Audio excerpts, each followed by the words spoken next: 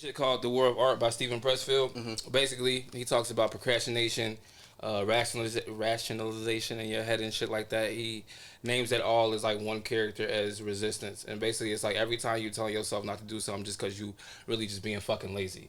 So it's like, you know how good the gym is going to benefit you. You know how good it is for you. You know how it makes you feel after. You love your body after. Your brain works faster after. You feel stronger. You feel like you could do so many things. Yet I wake up some days and I'm like, well, damn, I did go to the gym yesterday and I did an extra 30 minutes and, you know, I do got to work tonight, and I'm giving myself all these fucking rationalizations that make sense that keep me from going to the gym. That's resistance. He also talks about it in a way of just procrastination. Like, well, you know, I got a whole day off tomorrow. Let me just do it tomorrow, when you have a whole 5 hours tonight to do it. That's I'm so resistance. Guilty of that. Yes, bro. We all are. That's like the forward of the book. Like, literally, G. We all are. We very much are that way. That's why, like, lately I've been, not even lately, I think after doing Muay Thai, I got like really pushy on people when it came down to like working them out, whether it was physical or mental or spiritual. Like, you can do that shit. Like, just do it right now. Like, and being like more aggressive with them, because I think I got that from Muay Thai and it helped me a lot. But like, I realized how dickish I'm being, because it's like a human trait that we all have. But he even says in the first part of the book, he's like, bro, think about it this way. It was easier for Hitler to start World War II than it was for him to stare at a blank canvas. Already broken, they been this numb and wow. I hide my feelings in liquor, I spill my mind to the crowd. I feel so lonely and bitter, it takes so much just to smile. They took another brother from us, what we supposed to do now? I need them pills for the power, I need. You know what I'm saying? So it's like, I'm like, yeah, you're right. Like, think about that shit. All because it was harder to just double down and have self-discipline and be like, yo, I'm gonna fucking paint. I'm gonna just do this today. Nah, you can't do it. So back to what I was saying with you, like, just being able to create every day and doing that shit, is like, of course I don't need my little room to do it, or like my own studio to do it. I just need to have the self-discipline to sit here and actually fucking work and like fucking write music, but I don't. So jealous of you, but at the same time, like, proud of you and admire that. What's crazy about when it comes to the resistance as a rapper is sometimes you always, like, I guess, doubt. Meaning, like, oh, you might think whatever you are writing or whatever you are creating ain't good. Yeah. So that might stop you too. Yeah, in the midst of it, it's like, what the fuck am I doing? This corny ass shit. This shit lame as hell. 100%. And I remember J. Cole had a thing about that too, where he was just like, I don't really like this, and like that's what stops him, and he just throws it away. But he's like, if I just can power through them first 4 to 6 bars, then you end up coming up with something dope.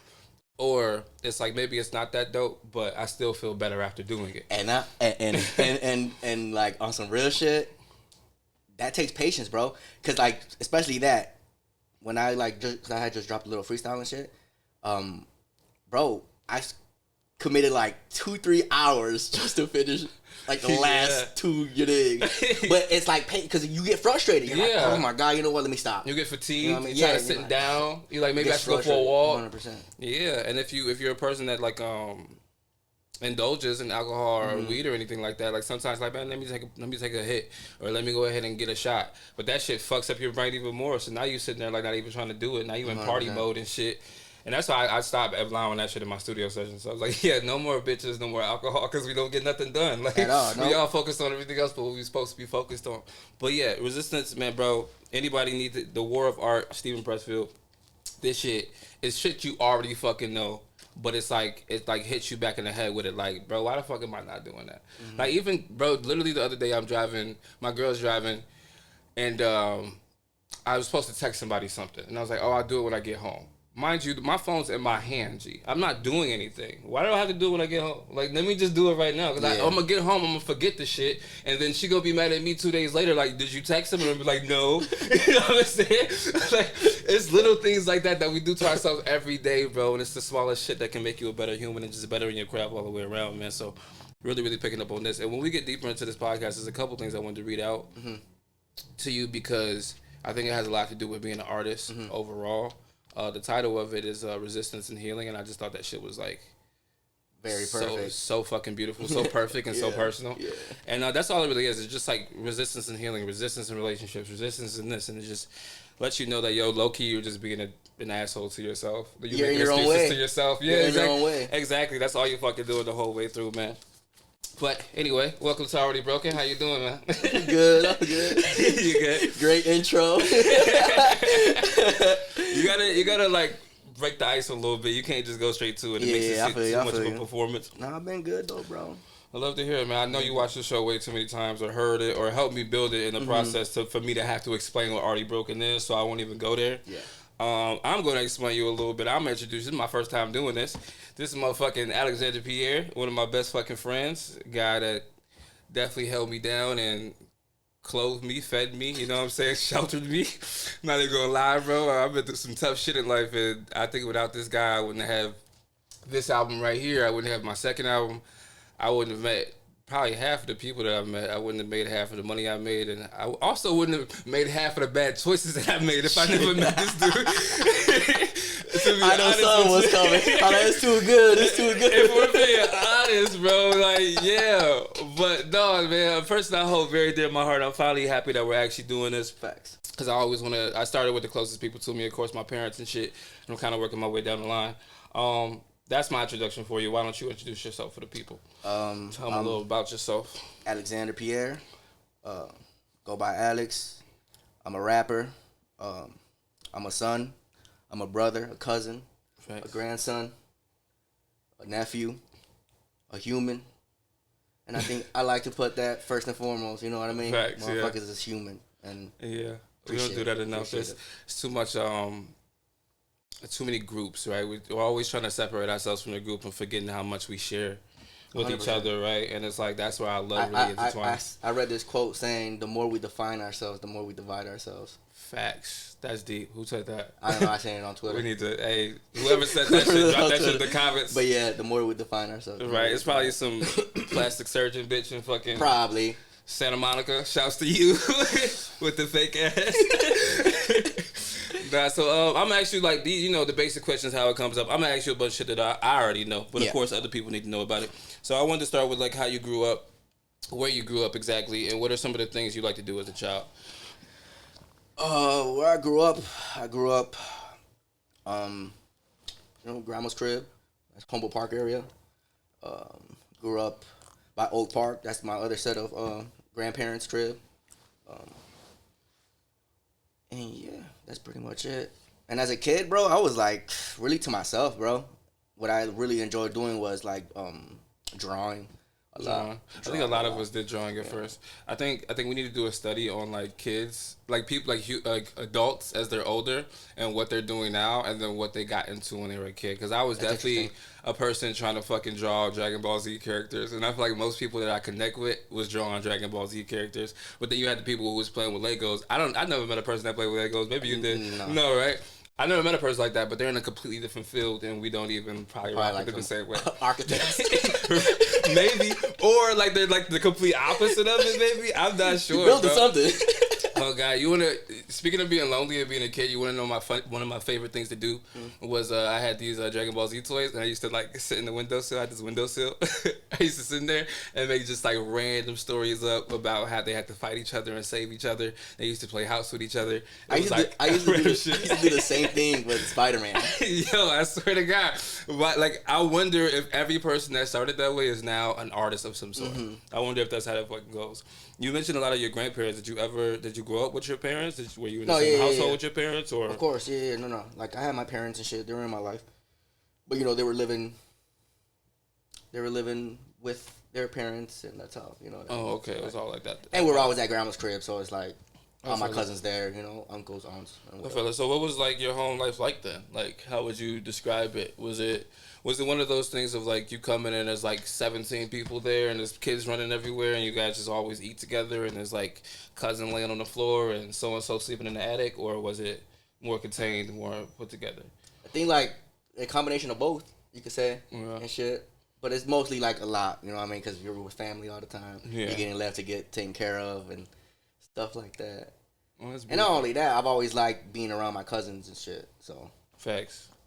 So like, let's say the friends, like you actually got to be friends with your cousins. I never got to be friends with my cousins. I would see them like maybe once or twice a year. Like, you remember Little Boo Boo? And I'm like, no, I don't know what this thing about. No, not that. Like, we legit grew up with each other. Yeah, I love that for you. That's just dope as fuck. Explain your relationship with the city, because I know it could be rough, and I like to call it like my home all the way through, even though I started in Iowa. But in a way, I think I think Chicago could be portrayed, and some people may not like this, but I feel like it's a slight abusive, passive aggressive home. 1,000%. You know, I think it comes with so many dangers, but like you also have the person that's really not good for you being like a really good mentor for you, and then you have somebody that looks like they're good for you, like being the person that, like, I don't know, molested you or some shit. Like, it's like really, really bad curveballs that the city throws you. And I like to ask a lot of people, a lot of Chicago natives, this question, because you always get the same answer, but you get it kind of in different ways. So I just want to hear your perspective from it. I got like 2 ways I could go about this. As a youngin', loved it. Had dumb pride for it. Love Chicago. As a grown 30-year-old, Chicago has dealt me a lot of pain. Losing friends. A lot of bullshit. You know what I mean? A lot of bullshit going on. And it's just like, you know, it's always good to have pride where you come from, but then it's like, nah, bro, like this is not cool. Yeah, there's pieces of it that you would take away, which is like, unfortunately, that's just not how things can go. The good has to come with the bad, but it's always, I don't know. I feel like maybe because I was coming from Iowa, that I just had a culture shock from myself, like because I was born here, went to Iowa, and then came back. But this is all from the ages of 0 to 9, so. Coming over here at 9 years old, and all I remember is being in this like open white place where like I'm kind of the outcast, but don't really notice it yet because I'm not even sure if I know what racism is yet. And now I'm coming to a place where like kind of everybody looks like me, and if they don't look like me, they're talking like me, they're dressing like me, and I'm just like, what the hell is going on? But it was instant fear for me, right? Because I wasn't comfortable growing up on a block. That was a new block for me. So I didn't get raised by the mentors on the block. And I don't know so-and-so's big brother. And, like, my brother's not in, 7th grade and I'm in 3rd grade. Like, I don't have that protection. So everything for me was, like, absolutely scary. And by the time I got comfortable, I didn't have to be, like 20 or even above. Like, I was only, maybe 12, 14 when motherfuckers started getting shot at. Motherfuckers had to, fights and know what gangs are. So, like, everything was just pure anxiety from me all the way going straight through. And me, it's funny because I always tell people, like, bro, God is so good, and I think everything that's supposed to happen in your life will happen in your life, because I feel like we were all right next to each other the entire time. 1,000%. I say it every single time my girl gets mad at me, like, bro, you always talk about this. Shut the fuck up. Because it's weird. It's weird. It's really weird. It is, bro. We were right next to each other the entire time. All of us. Having 2 different experiences. That's the crazy shit. All of us. Yeah, every single one of us, bro. That's the crazy shit. All what, 10 of us? Name the group chat. All of us. Yeah, all 10 of us, which used to be 14 of us. Yeah, all of us was right next to each other. That's insane, though.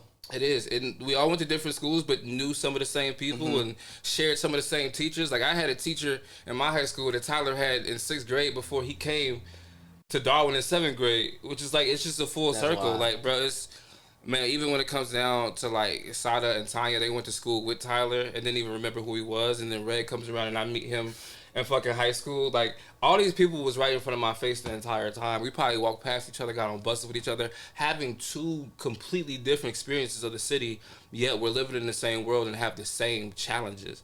So that's why I wanted to ask you that question, because I'm like, it's a baffling thing. And then we come together and it's like, I remember meeting you and it was like, okay, let's make some music.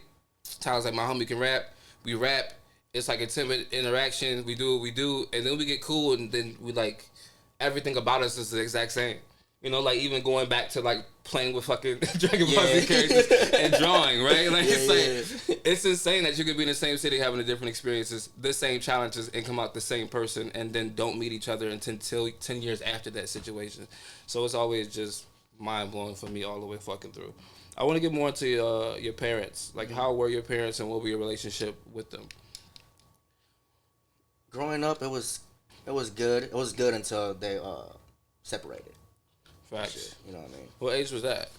I was, I think, 7 or 8 when that happened. So it hit me. It had to be a tough one, right? Because when my parents separated, the thing was like, for me, like my dad went to prison, so like dad just wasn't here no more. There was no ideal of like they're not together. It was just like dad's gonna be home soon. I didn't know that when dad came home they would be together. So for you, you know what I'm saying, you're actually watching them like part ways and like, nah, like dad's home, mom's home, but we're just like not doing this no more. How does a 7-year-old see that? An 8-year-old see that? How does that even process in your mind? I mean, disclaimer, I'm probably gonna say a lot of stuff. but just it was part of the experience. You feel me? I don't feel that way no more. I'm just gonna say how I felt and about things, just to let people know that I love y'all and I accept y'all and I understand. I'm gonna cut all this out anyway. Hold on, but my parents are young. Yeah. So, but back then, like, I was really like, dude, I hated it, bro. You know, hearing it from both sides of the story of who did wrong or putting the blame. You know, the kids get the brunt of that. So it's like, your mom is this, da da da da da. Well, your dad is this, da da da da da. And it's just, yeah, it was like back and forth all the time and shit. So it's like, you know, whose side am I gonna be on type shit. Yeah, that's and it just fucks you all the way up. Yeah. But then I got it, you know. That's why I say like I understand it though. You know, they were young. Yeah. You know, there's only it's their first time living this life too. Exactly. So it's like I gotta give some type of compassion, some type of understanding. Some type of grace. Yeah. 100%. Yeah, what you don't understand as a child, you got to get older and like start to deal with that trauma and start to heal and then be like, damn, you know what, y'all was kids too. I'm making all the same mistakes. So I definitely understand that. But that has to be a tough place to be in because that's one thing I definitely, and not to like compare or battle you right now, but that's the one thing I definitely like value from my parents is like they did a really good job of being like, don't talk bad about me in front of my son or to my son about me, like on both sides. So I never heard that my mom was anything other but a queen. You know what I mean? Like, did I hear them yelling in a room or downstairs or something? Like, of course, I was a kid, couldn't really catch it. Even things they were saying was like so big and so evil and so in that world and realm that I wasn't part of yet. I couldn't understand to even recognize it was that shitty of abuse, what do you call it, verbal abuse that they were doing for each other. But that's one thing that they did for us is kept us out of it, and I couldn't imagine being like in the actual middle of it all. No, bro, and it's crazy because and being like a tool with it. Family was involved too, so just imagine that. You feel me? Now you're hearing it from uncles how your mom is. You know what I mean? Like it's a lot of. It was toxic, bro. Really toxic, and it really like it fucks you up growing up, and you're just like damn da da da da. Now growing up, my relationship with my mom was kind of like I'm looking at her away. Right. You feel me? Because you got all these men in your life that you look up to. That you telling me something. Yeah. You know what I mean? But everyone's hurt at the end of the day. And that's where it's coming from. It's coming from pain. It's coming from, dysfunction. And it's coming from all that shit. Exactly. So did you get a choice? Like which one to go with? Or is it like, I'm going here, you're going here, you take a kid, I take a kid type shit? Or was it like, where y'all want to go as they scream? I mean, different things. To me, it's like a blur because I remember staying with my mom and then I remember ending up with my dad. Okay. Now, I don't know, amongst them, that probably, they probably worked something out. I really don't know what the fuck happened. But then it was that. And then the thought of feeling abandoned came in. And from that was one or the other. Yeah. It was just like, dad is handling his shit. Dad's single and he's raising us. Right. You know what I mean? And he's a young dude. Right. And he don't know about raising. He knows about hustling and making money and being there for financially and so shit. So he over here making hot dogs by himself and shit. So it's just like damn, what the fuck, da da da da. And I'm over here like, angry. So like growing up, that's all I felt was just anger and just like confusion. Facts. And how did you channel that? Is that music? Does that still channel though into? Do you still want to draw pictures? Do you still want to play with Spider-Man, or are we more so now? So angry to the point where we can't even focus on the things we like. Because I know we all felt that before. Where we've been so hurt and so angry that like even my favorite TV show ain't doing shit for me. You know what I'm saying? Like I love macaroni and cheese, but that's not doing shit for me. Were you in that type of place? Yes, but I found my escape through being outside. Right. That's the time. So that's where it goes when you like finally get to the block and meet other homies besides your cousins and everybody. Yeah. And how does that look for you then? Like are you just outside until 12 in the morning? Are you just like a truant kid not going to school? Like how does that affect you on that level? Everything. It's all in the mix. Cause I got kicked out of high school because of that shit. Like it's a whole mixed thing. But at the end of the day, it was just me looking for guidance. I feel it. You feel me? Yeah. Like and trying to see where I fit in. No, mostly we all just I just listened to this Lauryn Hill song "Selah," and one of the lines is she's like, "I'm so desperately trying to belong." And she wrote that shit past 30 years old. And it's like, yo, for real, we just be trying to be belong, man. Like, we just want to be here. We want to be with somebody. We want a tribe. Humans only work off tribes. We're not meant to be alone at all. So I could definitely see that. It's weird as a kid, though, when you're just looking for guidance. Like, it's almost like a baby, right? A baby can't tell you they want milk. They can't tell you they shit themselves, so they just scream and get like agitated. And as a kid, you do that. You kind of do that all the way until you learn the words, right? Until you learn the proper tools. 100%. And nobody around you knows the proper tools. It's what it seems like, you know what I'm saying? Until you have to pay some $10,000 a month, doctor or whatever that can finally tell you, like, well, all you have to do is just ask for it. And it's like, no, because even these teachers don't even know how to fucking do it. It's an agitating thing to go through. So I bet that makes you even more angry, right? 100%. If you start doing more angry things. Do you have anything that you regret from that time? Regret? from that time of just being, like, as you're looking back on it, you're like, fuck. You know what I mean? Like, I was just a kid. I was just looking for guidance. But is there anything, like, you look back on it and been like, damn, I wish I knew what I knew now? Because this one thing really, like... Only when it comes to understanding the situation. Okay. You know what I mean? Mm-hmm. Understanding what went left with my mom and dad.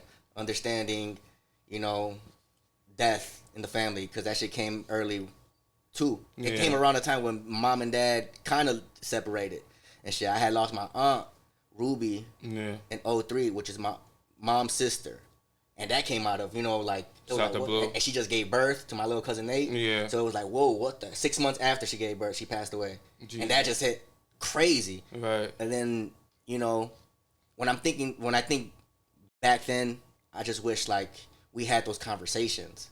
You know what I mean? And that's why I always, like, that's the only thing that I think I look back at and was like, man, I wish, my parents were emotionally intelligent, mentally intelligent. Yeah. And to convey these issues, whether it be the separation, whether it be losing a family member, you know what I mean? But growing up, you're like, whoa, everything is just hitting you. Yeah. You're like, life's going left. What? Like, boom, boom, boom, boom, boom, boom, boom. You're like, what? And then you're just like, you know what I mean? They're kids. They ain't gonna trip. They don't even understand. Yeah, they don't understand what's going on. Forget it. Yeah, like, it is what it is. But, like, no, man, like, bro, like, kids are very aware. No, facts. And I think that's why with this and everything I do now, it's so important for me to, like, I don't care if they sound like buzzwords or if I got them off of Twitter or if I just sound like the guy that just watched TikTok. Now I know everything. I love to just teach people, whether older or younger, and especially my family, especially my pops, especially my sisters and my brothers, to be like, don't think we need to be talking to the kids that way. Hey, like, what are you feeling today? Like, what made you react this way? Because that doesn't seem normal. That's not who you are. It's honestly why I've, like, got a strong connection, a good connection with my little cousins and shit. Because I tell them what it is and shit. Because I felt all these things that they're feeling when they're going through X, Y, and Z. You know what I mean? So it's like, yo, you could depend on me for advice. I'm always here for you. I know exactly what you're feeling. 100%. Or maybe not, but I do understand. And I can talk you through it in the healthiest way possible. Not just a go-getter, fuck it, let's go disassociate or avoid the situation entirely. 100%. Yeah, I'm definitely. No, we're gonna have these conversations. Yeah, I'm definitely trying to break the curse all the way through, and I know that shit gets annoying. I think I got annoying with y'all. I get annoying with my girl. I got annoying in the past relationships. There's some people I don't even talk to no more. I'm probably blocked just because I was annoying and too sensitive. But I'm like, nah, G, like I can't just let this go, and I'm not gonna sit here and pretend like it didn't affect me just so we can move on in a relationship so it can continuously happen, whether it was platonic or romantic. Like, it's like, we can't keep letting that shit go. And it's the same thing with my pops and my grandmother. I told my grandmother straight up, like, hey, you be hurting my feelings too, G. Like, you don't be calling me either. Like, what's that on? Like, I feel like you're not here for me either. I understand you're an older lady. You think I'm just out here running the streets being some wild kid, and maybe that's what I'm supposed to do. But in the same token, you think it doesn't hurt me that you don't call me either, and just because you're an elder, you feel like you don't have to? No, it cannot go that way. It goes both ways. And it's so long as you keep thinking, like, I'm the elder, I can't hurt you, what I say goes, is the more you damage me. And now I'm going to grow up and do the same thing to my kid. And we're going to continuously do that until when? We're going to I can't do that no more. So I'm definitely trying to break the curse, because that shit is important. And I'm sorry you didn't have those conversations, but I'm glad you went through the process to actually forgive people for that shit, because I was so pissed off at my parents for so long. My grandparents, my uncles, my big brother, my big sister. I was so fucking angry, because I'm like, how would y'all not tell me? And then felt gaslit, because they're like, we did tell you. But I'm like, no, you didn't. You kind of just let me run the path. And your version of telling me was letting me touch the stove and deal with it my own way, because you thought that was the best way for me to grow, instead of holding my hand. And you only did that because you didn't really know what the fuck you was doing. Yeah, they did. Somebody let you run the streets too, so you had to let me run the streets. And I feel you on that snowball effect too. Like, bad things come in threes, and I couldn't imagine feeling that as a child. Like my parents separate, and maybe it did happen to me that way, but I think now I just kind of blocked it all out. So it was like, and that's usually what we do though. Yeah, we just block it all out. Like, okay, house gets raided, dad goes to jail, we move to a new place. Like everything is like, what the fuck just happened? But I also remember like feeling that shit just recently with my mom passing, losing friends, losing relationships, and everything just seemed to be going downhill and bad. And I'm so glad I was in the age and a place to kind of, I don't know, I guess be on my own too. But I couldn't imagine being a kid and like really just being like, what the fuck do I do about it? Does that turn you to, you think, the wrong crowd, or does that turn you to any crowd because you're trying to belong? Any crowd, because I'm trying to belong. Any place at all, right? And but what found me was, you know, the street motherfuckers. Of course, because the streets are always like, come hang with us, right? You might as well, because you feel alone. What about your parents now? Like, is everything kosher? Are you guys still working through things? Are you guys still grieving through things? How does that? Have you ever had these conversations with them at all? Yeah, I can only speak for myself. So, what I'll say, it's 100% better, because you know, like, I mean, you know, me and Pops, it was years where me and him were like always bumping heads and shit. You feel me? Yeah. It was just he didn't understand what I wanted to do career wise. You know what I mean? It frustrated him. Yeah. And so me and him, I think me and his relationship was probably a little worse than mine and mom's relationship. Not gonna lie. Which it kind of normally is when it comes down to boys, yeah, right? Yeah. It's like the boy is the but mama's boy. As for right now, bro, oh my god, like I love my dad, bro. I love that man, bro. He's my everything. My mom too. You know what I mean? I love both of them, bro. Yeah. And it's just like, that's what I'm saying. Like, I had to look back. I had to understand, like, okay, why would somebody, you know, well, the only reason why they will allow something for this, like this to happen, or not even allow it to happen, just, you know, they being stuck. You know, you're just young. This is your first experience too. You know what I mean? They weren't parents before having me and Chris. At all. You feel me? It's their first time too. And now we don't have a motherfucking like there's no guidebook. Yeah. Nobody gives you this. Not in the Bible, man. Yeah. Nobody teaches you how to do this shit at all.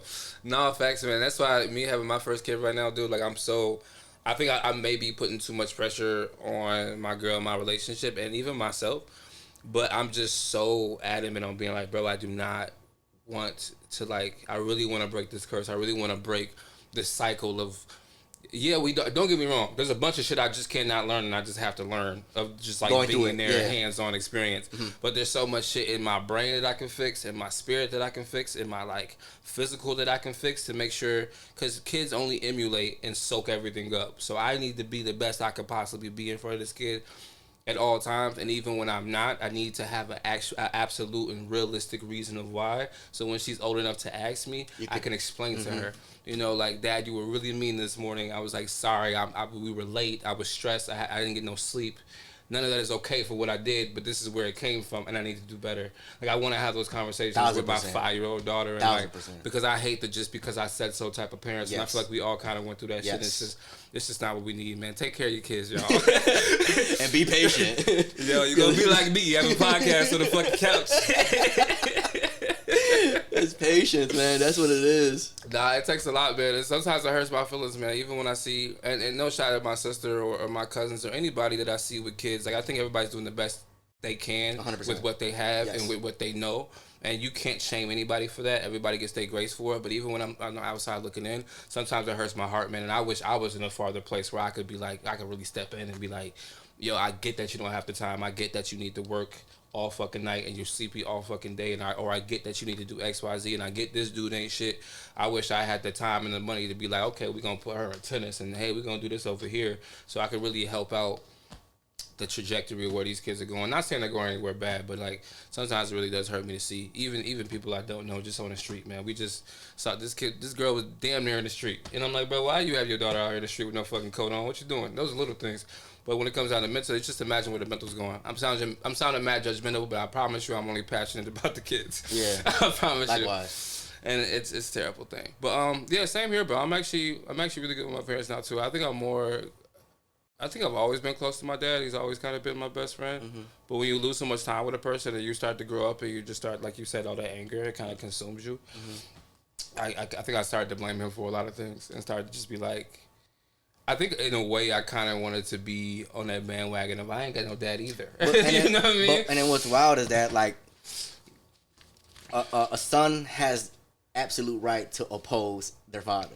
And the father, you know what I mean? Like a father could look at that and be like, okay, it should be a thing where you're proud and not like mad and being like, well, what? You're being defiant? Yeah, nah. Like, no. It should be like, oh, look at him set on his own too. Yeah, it's like, you know what I mean? And that's like, bro, that's like some, we could go forever on that topic. Oh, yeah, that's a whole nother podcast. Stay tuned. Like legit, because it goes back. Nah, for real though. And I think that's where we kind of are. And I think it maybe just takes people to get to a certain age and a certain respect level. You know, I think maybe that's where it starts. You know, when it comes down to parenting and them not knowing, I think the first thing we think, even when we're kids, right? I'm older, so I get this first. I'm older, so I get to choose. Mm-hmm. And it's like, I'm older, I don't have to respect you. I don't have to value your opinion or what you want or where you want to go at all. And now you put the parent thing on it, right? That was just a sister and brother arguing. Now you put a parent thing on it. And now it's like, I definitely don't respect what you got to say, where you want to go or what's going on. We doing what I said do because I'm older and I'm the parent as well. And I think once you get to the age of, I'm damn near 30 years old and I'm starting my own family, now he's like, oh, okay. Like you actually been making your own decisions since you was 14 years old, but now I'm starting to respect it more and I actually see what they got you. And you're way better off than me. So shit, yeah, I definitely respect where you're going. And now I'll listen to you if you say I'm wrong and so on and so forth. But it just sucks that I had to get to 30 years old to get that.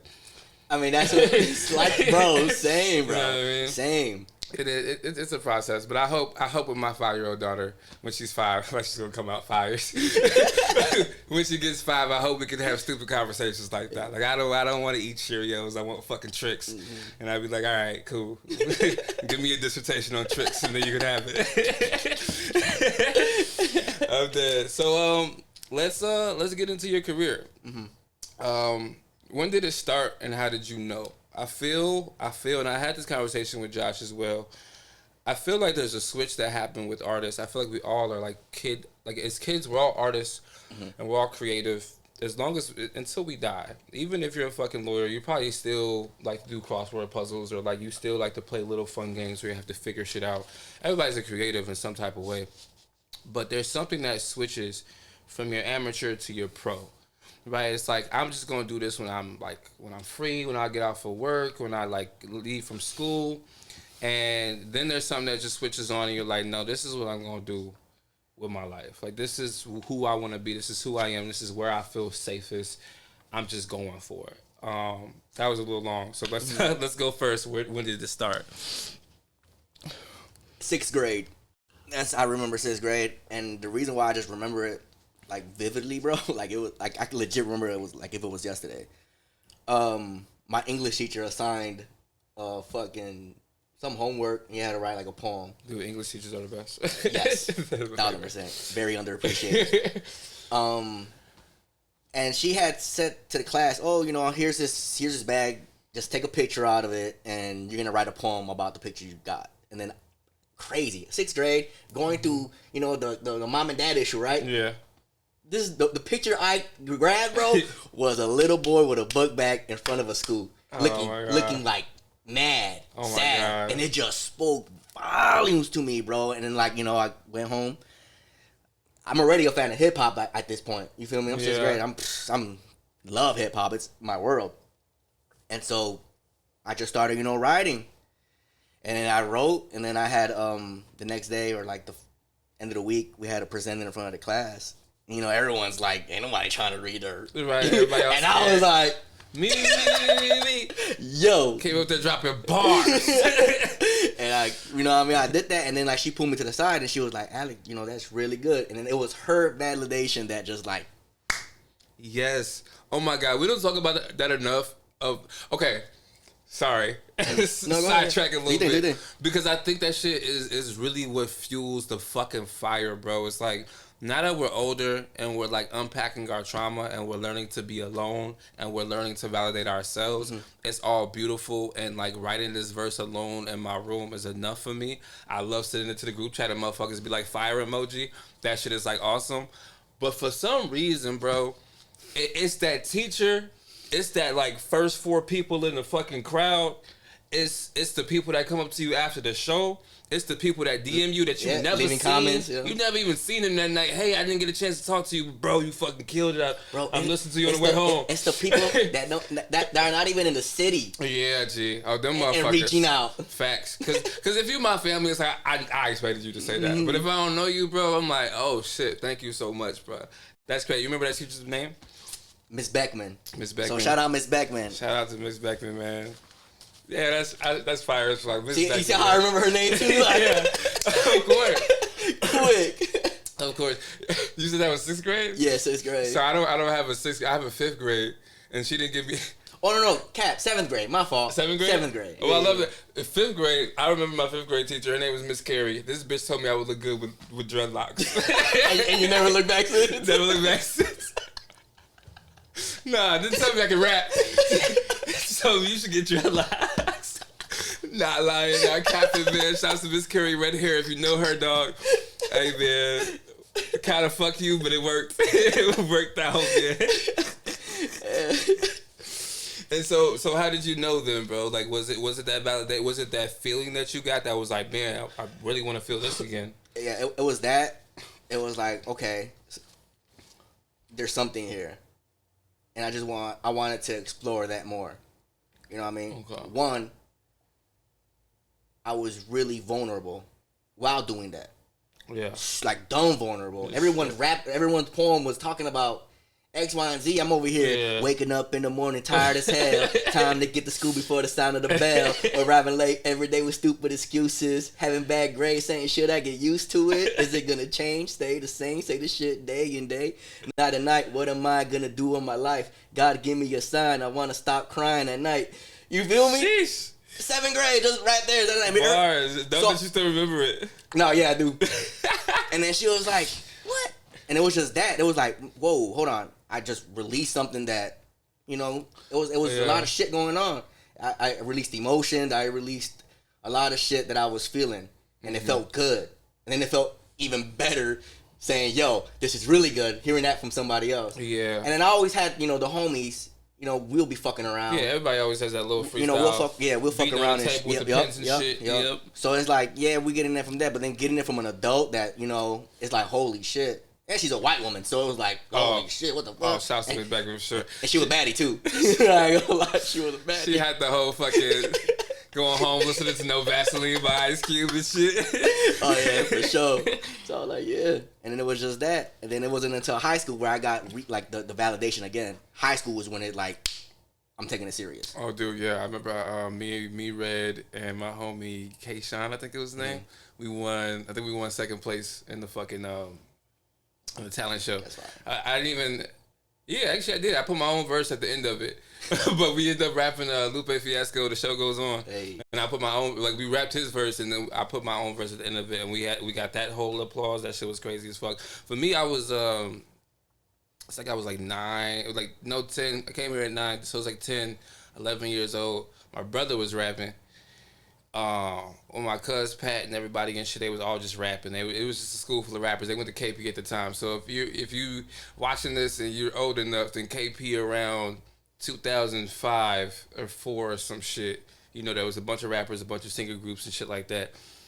I guess he was battle rapping or something at that time.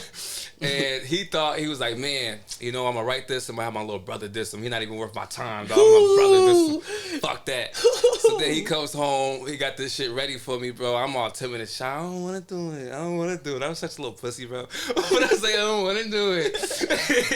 And fucking, you know, he's like, no, you gotta do this, bro. It's gonna be so dope, blah, blah. So I spent all day. Also, it's my big brother, right? So I want to be validated by him, and I want to kick it with him. I want to be his friend. So I'm being timid, but at the same time, he gives me this piece of paper. He's like, bro, just practice that shit. I'll be back later. So all day, I'm just rehearsing. It's time to go to the studio. We in my homie kitchen. It's like 6 niggas around. We in the kitchen. I rap this shit. I think it was on Audacity at the time. I rapped this shit. Everybody was like laughing, but it wasn't a laugh like at me laugh. It was like he was lying like, oh, he wrote that. I didn't write that. And it was like, bro, we know you wrote that. But it was so cold for me to rap it. That they was like, yo, okay, cool. All right. And that, and just like, I think it was, you know, just the community around me, you know what I'm saying? I was kind of always at the crib with myself anyway, so it's the community, just being with my big brother, like these 6 foot people. I'm like, okay, I'm getting, like you said, that validation. And so that shit just had me wanna write from there. And I guess I just kept going over and over again. I kept trying to get my brother new raps. And he's like, what the fuck am I face with that shit? And I kept it going. He stopped, but I had to keep going. Just because you mentioned your brother, let me just add this too. I had a cousin who used to rap too and shit. He passed away. Jason, rest in peace. Bro, this man was a beast at freestyling, bro. Every time he would see me fucking around like he was like he liked Bone Thugs a lot. Oh, so he had that flow. Oh, that's fire. So it was just like, huh? Bro, what? You could do this? Yes, bro. And I'm just like, I was a shorty though. This was like before, this was a fucking long time ago. And I was just like mind blown, like what the hell? So then when I became who I, an artist and shit, he'll reach out to me like, yo, you know what I mean? Yeah. And I'm like, man, bro, if it wasn't for you, like, he played a part in that shit too. Cause I'm like, man, I know somebody that could do it. Yeah, so I know it's possible. Yeah, I was like, holy shit, and he's doing it cool as hell. Yeah, like, oh, you up there? Yeah, I thought. I'm rapping about school and shit, nigga. I thought, I was like, holy shit, damn, what the fuck? That's cool. No, that's facts. Yeah, I had to throw that in there because you had brought up your brother, and I'm like, yeah. Yeah, and I don't think I have an actual recollection of like when I do. I think I had a lot of those moments where I felt it, where like whether I was rapping at the lunch table and some girl like was, oh my god, that was so good, and like shit like that. Like you have those little moments, but I can't think of a moment where I'm like, it had to be every moment I got on stage, and that's why I brought up that talent show time, because I'm like, I kind of was low key rapping in high school, and my homies knew I rapped, but nobody else really knew I rapped, and I wasn't really out there giving out mixtapes and nothing like that. But then I did that show, and everybody like I had this stupid ass line. I was like, fucking with them thick girls, with them booties like they Judy, and everybody's like, oh shit, big booty Judy. And that images, bro, and the fact that I kept like, cause I got like, I don't know, I got so overwhelmed with that, like my heart started beating fast. Oh my god, they got it, and I was able to keep going though, and I wasn't thinking, I wasn't there. I guess it was just like in a way, I was disassociating, kind of escaping everything. It's freeing. Yeah, you're just kind of like on this cloud. Yes. And you're just fucking flowing insanely, bro. That shit. And no one can ever understand that unless they're on stage doing what they're doing. Nobody will ever get it, bro. No one can get that. See, being on stage, I never thought, not one time. I don't think I ever thought you and one I thing. both. Like, but I do so much shit, from like the jumping up and down to telling the crowd to do certain things, from grabbing certain hands. Like, it's all calculated. It's all practice. It's like an outer body experience, but you're still in control somehow, some way. Yeah, it's way better than any drug I've ever taken in my life. Honestly. I'm not gonna lie, dude. Especially when everybody's there for you. Yes. It's one thing to perform in somebody else's crowd and still get the you killed that.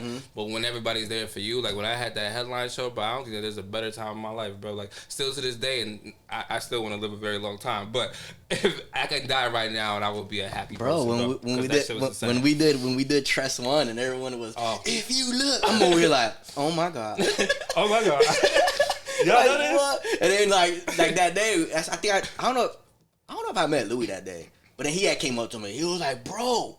Yeah. And you, I'm over here like, yeah. He was like, what? Yeah, because sometimes it takes other people, man. Like, I remember this songs I dropped, like 4 months ago, and ain't nobody paid attention to that shit. But then they see the crowd singing it, and I'm like, oh my god, I love this song. Like, when you drop this, I'm like, bro, this song been out, G. You just needed somebody else to give you that energy. But that's the best part about live performances, man. Everybody needs one of those. Yeah. So, what makes you think a person? What makes you think? I've asked this question before, but like, yeah, I kind of want to challenge you a little bit. What makes you think you could do it? What, like, beyond that feeling, beyond that validation, beyond the fact of somebody being like, oh, yo, you kind of good at this. What puts it in a person's head that, like, I can rap and I'm gonna do this shit? I think doing it. Like, I'm gonna do it, but I'm gonna make this my life. I'm gonna be a pro. I think doing it, because bro, there's artists out there that are not, you know what I mean? No disrespect, but it's just like, okay, cool, because they might be feeling the same way about me. Yeah. But it's like, you're doing it. Yeah, facts. So who am I? Who is anyone to validate you?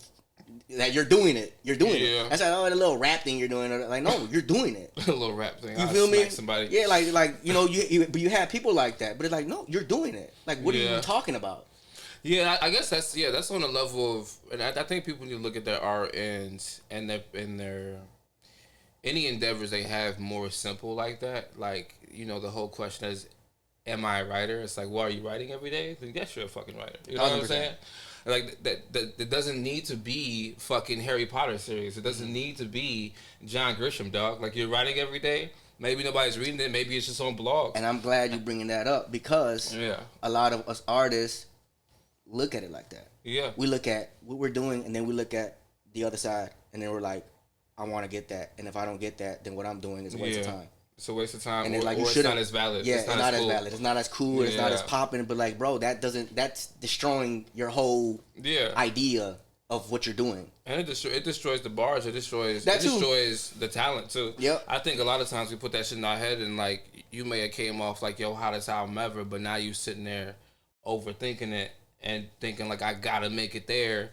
And now something that was so simple and so fun to you is becoming too much of a job that it comes off to like you can't even get nothing out. I feel like I went through that quite a few times, honestly. So what powers your faith in this journey? You know what I'm saying? Were you close to God at the start of your career?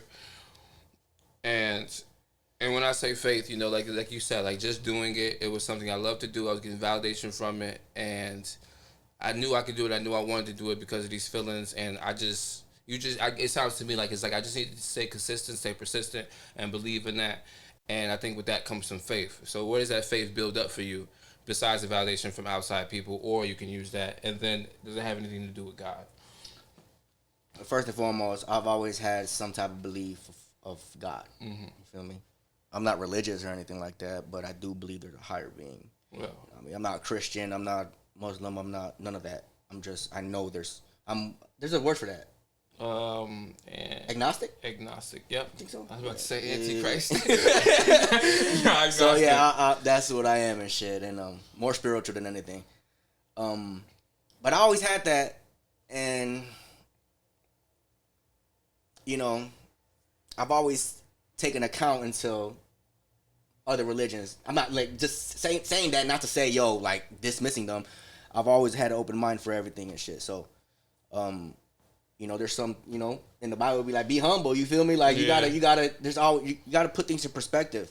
And I think by doing that, I've always had a perspective of why I did what I did and why I'm doing what I'm doing when it comes to music. Mm-hmm. And it was never to be some rich pop star. It was never to be, you know. Don't get me wrong. These were motivations. Facts. You know what I mean? Yeah. But it's like, what are you really doing it for? Are you doing it for that, or are you doing it for something else? And I've always had, my purpose was, how Eminem makes you feel, how Jay-Z makes you feel, how Nas makes you feel, how Tupac makes you feel, how Biggie makes you feel. Yeah. I want to be that for somebody else. And that was at the start of your career, though? Yes. That's actually beautiful as fuck. I think in the start of mine, it definitely was all about, you know, I just wanted the girls, I wanted the cars, I wanted the chains, I wanted to be cool, I wanted to make a lot of money. And I don't even know if it was really all that per se. I think I was looking for that feeling again, right? Just that celebratory feeling and that validation again. But it's funny that you say that, because that purpose and that dharma never kind of changes, and I'm realizing that about myself, because I started off in life wanting to be a doctor, and my first idea of doctor, when you say doctor to me, I think of healing, right? And music is the most spiritual and most best medicine that any person can receive. It's the most free medicine. It's the most creative medicine. It's the most accessible medicine anybody could ever find in their entire life. So the fact that, like, when I was like, oh, you know what? That looks like a lot of schooling, a lot of things that I don't want to do. But subconsciously, the kid in me was still trying to take care of other people. Even if the first little bars, the first little raps wasn't about anything, it still was, you know, a jovial pursuit to make people move and make their hearts pump. You know what I'm saying? And, like, just make them feel better. And it took me a while to finally recognize that, though. Like you said, I want you to feel the same way Jay-Z makes you feel, but I don't need to be Jay-Z to do it. I don't need to be on the world tour to do it. But it took me a long time, because I think I had such a huge chip on my shoulder. Not a chip on my shoulder. Well, yeah, the chip definitely on my shoulder. Chip on your shoulder. Because people was like, you can't fucking do it. It's like, bitch, watch you. Watch this. I'm gonna fucking murder you. and you know what's crazier? Talking about, you know, the past and shit. Like, the person who put the biggest chip on my shoulder was my dad. Mm. You know, when I started rapping, he looked at me like, "What are you doing?" Yeah, I'm gonna show you. He's like, "Bro, you're a needle in a haystack. What are you doing? You're wasting your time." You feel me? Yeah. And I took that like, what? Okay. Hold on. You don't know. Wait. And that's why, bro. That's why Trust One was a real proud moment for me, because he was there. Yeah, and he's seen all that shit. 100%. And I'm like, look. You feel me? You know, it was the same. I didn't have that type of like situation with me and my mom, but it was still like. It was something like that though. Yeah, my son is not coming home. I don't know where he's at. He said he doing music, but I think he on drugs. Like, he looking different. He's doing weird shit with his hair. He be stealing my earrings and shit. Saying he got a show. I don't know what he doing. I called him, but she was lost. She was confused, and I was like, Ma, I got a headline show. Come through. You gotta come check this shit out. Like, you gonna be there? You promise you gonna be there? All right, you gotta be there. And when she seen that shit, she was like, "Oh!" Like, I seen it in her face. She was looking around like, "What the fuck?" That's a crazy thing. This is what it's you crazy. do? They ain't gotta say nothing. You see it in their face. Yeah. It's like, okay. Yeah, you built this while I was like, while you was out. You was telling the truth, essentially. Yeah, kind of lost my thought because I just kind of hit me like, fuck. But yeah, the dharma, the purpose, it all stays the same. But like, what fuels that faith though? Because it's like, this is what I want to do, and this is how I want to help people. Now that I'm older, I orchestrate that through my podcast. I orchestrate that through like everyday living. Like, I see somebody on the street, I'm just like, hey, how are you? Like, you don't look good today. Like, you know, can I help you with something? Like, that's just the type of person I became now. Like, I'm the random person at the library just talking to old people now because I just care about people. And like, you know, if you want to vent about your dead daughter for 20 minutes, like, I'm here to listen. And like, I just think that's my purpose in life. But there's like a belief system that I think is in every artist. So let me a trigger there. So what's that for you? Man, I'm asking you because just so I can have an idea of like, because I mean, I don't know. Yeah, that's what I'm saying. I like, think where's it's just that in come us. from? I don't know. It's just in it. It's just in us. It's like, yeah, it's like, it's almost, I don't know what it was. Like, it was, because all, like you said, those are the motivations. Those are the fuel of like, oh, I'm going to prove this person wrong. I want the cool ass car. I want to take care of my family. All these things are not necessarily faith. Those are things that you're looking at the end of the tunnel and being like running faster. Like, I want to go get it. But to have faith that you can do it and have faith in yourself to keep going, that like natural belief in yourself, is that something we were just born with, or like where is that faith coming from? How would you describe that? Because I'm not very religious either. The reason I don't know is because then you got the opposite of people knocking you down and you still keep on. Yeah, and that's that faith. I mean, that's that faith. You know what I'm saying? People tell me every day my purpose isn't real and freedom isn't real and God isn't real, but I'm just like, fuck you, I know it is. And it's the same thing with my art and everything else I do. I'm just like, yeah, okay, cool. Like, yeah, it kind of hurts. Honestly, now I'm growing up to understand, but okay, you don't like it. What don't you like about it? Because I'll go back to the drawing board and figure it out. I'm thinking business-wise now. But, you know, back then it was like, fuck you, you don't like it, but they do. I don't know. I think it's also, you know, who we looked up to. You know what I mean? I never looked up to anybody around me, so I was looking at these artists. Yeah. Like, I brought up Eminem. What was his biggest thing? I just don't give a fuck. Yeah, I don't care. So I don't care. I'm going to do what I do, and I'm just going to do it. And even if I'm getting tons of, you know, because mind you, you know, I've been doing this shit since 2010. My first mixtape sounded terrible. Yeah. You feel me? That's funny because at the time it sounded good, right? And it's just like, it's like, bro, looking back, I'm like, man, I wish somebody would have like, hey, put the brakes right there, bro. You should just keep working on it, and gradually, you know, then you start, you know, investing in what you want to do. But like, no, bro. And then, but that thing, you know, looking at, and that's another thing too, bro. Like, thinking about it now. Like you just said, because you just pointed it out, for that time, it sounded good. But even when I'm thinking about it, it's like, no, it really wasn't. It was just, I guess, people being nice. I mean, in a sense, I think people's palates, right, change. And I think people's ears change. Like, if you're a preschooler rapping preschool rap, preschoolers are going to love you, right? Like, you know what I'm saying? I get what you mean. You understand what I'm trying to say? So I think at that time, whoever was like, I listened to this in my car, I believe that. I believe they really gave, like, they liked it. And then their ears changed as well as our talent has changed. And they either grew with us or they were like, okay, now you're doing too much. I don't like that shit. Because some people like the older shit better than like the new shit. I'm like, y'all tripping. Confusing. But I mean, like, honestly, there's times where, like, I go back. I don't go that far back. I try not to go too far back. But I go back pretty far sometimes. Like, I was just actually scrolling through my SoundCloud, and I was like, damn, gee, I'm really good at this, bro. I don't think I've ever been bad at this. Like, I was really tooting my own horn, like, damn, gee, like going back to faith and going back to, like, what fuels you. It's like, damn, I just knew I was good. Like, I'm just fucking fine. Like, why would I not do this shit? Like, fuck what they saying. Like, I'm listening to it, and since I'm a student of the game, and I'm listening to all these other artists, and, like, I know what makes them so good, and I'm listening to my shit, and I'm like, bro, this shit better than Lupe, bro. Fuck you. Like, what I rap is, I'll put this verse against any Jay-Z verse right now. Like, I'm literally in my head thinking that shit and really meaning that shit with everything in me. I'm not, Same. there's no amount of alcohol or drugs that is like fucking with that in my head. I really mean that shit. Like, I listen to that shit sometimes, I'm like, fuck. Jesus, what did I say? I listened to that shit like 6 times in a row. And I think that's maybe what happens. Like when you do something, you know you're good at it, and you continue to do it. Like you know, it's that maybe it was that self-validation that came with being an artist. Or maybe it was that mixed with the dharma and the purpose of like, I need to heal people, I need to take care of my family, and I know I'm good at this. So it's a trifecta of like, why not? Yeah, because I always thought that was I felt that was the only thing I've ever been good at in my life. In fact, honestly. Rapping, putting songs together is the best. Is the only thing that I'm good at in my life. I feel that. I feel like I had like a couple things, but yeah, nothing better. I was never better at anything else than I am at rap. Mm-hmm. Like I was like, I could have did football if I really put like time into it. See, I have none of that. It's just music, bro. It was just rap, bro. Like legit, that shit saved my life. That's love, dude. So you have nothing that, like, you know, let's say, what's that shit that happened in Spider-Man when they have, like, that weird-ass change of the timeline, whatever. The canon event? Yeah, a canon event. Let's say a canon event happened or a butterfly effect thing happened and, like, you didn't have rap. There would be nothing else you would cling on to.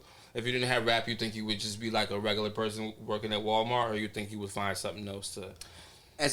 honestly speaking, bro, if I didn't have rap, bro, and how vulnerable I am with my music, I wouldn't be here. Jesus, that's deep. Why do you say that exactly? Because, you know, I've had, back then when I was a kid, you know, I had suicidal tendencies. I've committed suicide once. You know what I mean? And it's like, that's where it was going to. You know what I mean? Eventually, whether it would have been right then and there, or with time, with addiction, with all that other shit. Yeah. You feel me? It was going to happen. 1,000%. I have no doubt about that in my mind. Legit. Which is why my music is so... I expose a lot of shit in my music when you listen to it. You're like, damn, what the fuck? You lost who? Who dead? Who died? Like, what? No, yeah. You going through what? You drinking what? You popping what? Like, what? Talk to yourself. Nigga, you was drinking about what? It was like, wait, what? What's going on? And it allowed me, bro, like legit. I'm not bullshit. I'm not capping at all. Like, I don't think I'd be here right now if it wasn't for music. No, but think about it, bro. Like, think about.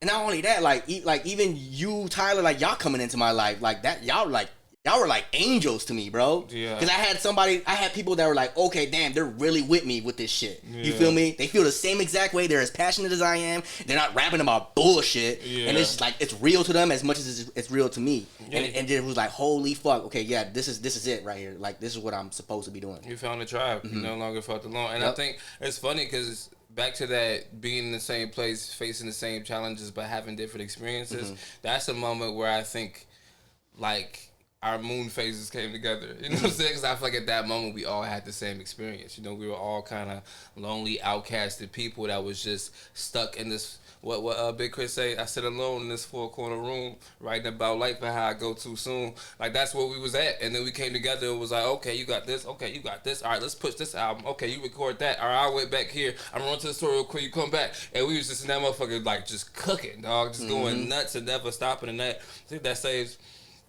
all of our lives. I was going to say that right now. I think that was a shared experience, man. Yes. Even though nobody spoke up on it, it was definitely an experience for all of us where we was like, oh, this is my tribe. This could work. This is my people. And that's all we ever wanted to be at. Is that your crib and recording? Like, there was nothing else that was more important to us. And I think that's when you know you love something. If anybody's out there having a hard time figuring where to put their energy at, like, where do you feel the best at, and what can you never stop thinking about? Because there was so many other things we could have been doing. Like, we went from skateboarding, sitting at the Eagle, talking to mad bitches, like, wasting our fucking time. There were so many things going on. Yes. There's so many shows and parties and festivals and so much shit to do, but we was like, nope, I'm gonna sit in this hot-ass room and bust out this verse real quick, G. Like, fucking sick. We had to be delusional, sick individuals, but I'm glad we did it. 100%. And yeah, I definitely relate to you on that, man, all the way through. And lately, I've been trying to, like, encourage people to journal more often, even people that I just talked to at work, or I just had a conversation with Cassie not too long ago. That shit helps. And I'm like, bro, just write it down. Because, like, just for some reason, to get it out of your brain and put it on paper,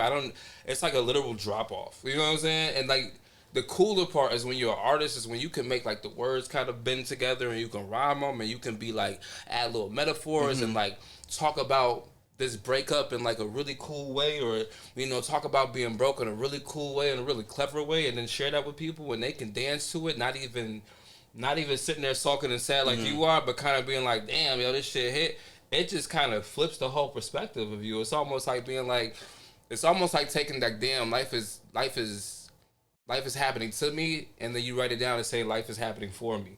Like that's what it literally feels like. It's like it's just fucking a translation, and it's fucking amazing, man. Everybody needs to journal.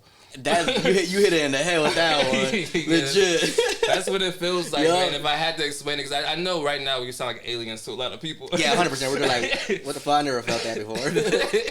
That's exactly what it is, bro. It's fucking beautiful, man. What do you think it takes to become your own artist? And when I say that, it's like we all start off, like you said, like we modeling after somebody, right? We pick our Jay-Z's, our Eminems, our Lupes. I think I go through a new artist every week. I'm just like, yo, this dude's so dope, I want to be like him. And like you try to, at first, when you first starting off rapping or any type of art, I think you're mimicking, right? Like if you're painting, you're like, oh, I see Basquiat has these really weird, intricate lines. I'm going to try those little flares with my wrist and so on and so forth. And then as you grow, you're like, okay, I learned a lot from Basquiat, but what can I do to make this mine? You know what I mean? And then after that, you continuously go, whether it comes from like the ad-libs, the beat choices, the lyricism, the context. There's like a growth in the artist. It's all, I think when we all start, we're all just emulating what the fuck we see with little babies soaking it up. And then eventually it switches and then you're your own person. What do you think that takes? I honestly feel like it switches when you have a product. Meaning what? Yeah, when you got your own shit going on. You feel me? Like your own trials and tribulations, like no, like your own album. Like I gotta see something to make it to see how different it is. Because I mean anybody could be inspired by somebody and then you emulate that shit and you're like, oh damn, it sounds like so and so. But it's like, does so and so talk about this? Does he talk about that? Like no, it's different. Yeah, it's completely different. Me? So like I gotta like hear something. You gotta like, have something tangible to show somebody that it's you, it's your shit, it's your identity. Facts. You feel me? Like this is you. So you think it's just like taking a natural growth and a natural persistence of doing it to get there, yes. To get there, it's gonna take time. Yeah, 100%. And that's what makes you your own artist. Let's talk about your first mixtape or first album. Ooh. How's that go? How's that look? Tell us the time. I wanna know in absolute depth, man. Paint the picture for us, man. I wanna know exactly where you were at in your life, where you were like, I wanna make a project. I wanna know where you were recording. I wanna know what it took for you to come up with the name. I wanna know if you made it contextual, if you wanted to make a conceptual album. I wanna know just absolutely where you were with the process of Alright, so there's a lot of years of drugs. So mind you, we're an hour in and I'm not even on my second page. That's crazy. That's good. But it takes let me try to remember, bro, because drugs and alcohol. Facts. Don't do drugs, kids. It was in 2009, 2010. I was a sophomore or junior in high school. And it was that moment, because before that, it's funny how you were talking about you want to be other rappers and shit. I had like a little project that I had dropped. Only my friends knew about it. But I was rapping over I was making parody records pretty much. Okay. Honestly. They were all parody records or remixes of shit and it was all parody. So then whatever. That happens. And then I was just like, I kept writing and I was like, the more I'm revealing with my pen, it's like, damn, like this shit is like really therapeutic to me. And that's why I named my first mixtape Therapy. Okay. And shit. You feel me? And that obviously that had it was a whole concept. And yeah, bro, it was a real like crazy moment for me. Cause it validated a lot. Not from the outside, it was just with me. It was like, damn, like I could do this shit. Like I could formulate a whole project, 12 records. From beginning to end, I could structure that shit where it sounds, fucking, it flows all together. You feel me? Like I heard it and I felt it. I'm like, holy shit. The only thing that I didn't like was me investing too much money into it, sounding the way it sounded. How much money did you spend on it at the time? Let's just say enough to the point where I'm like, ain't nobody recorded me ever again, and no one has ever recorded me since then.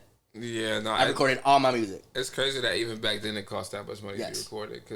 But shouts to people though, because I know a couple motherfuckers that like are worth that money because they mix you at the same time. Wait.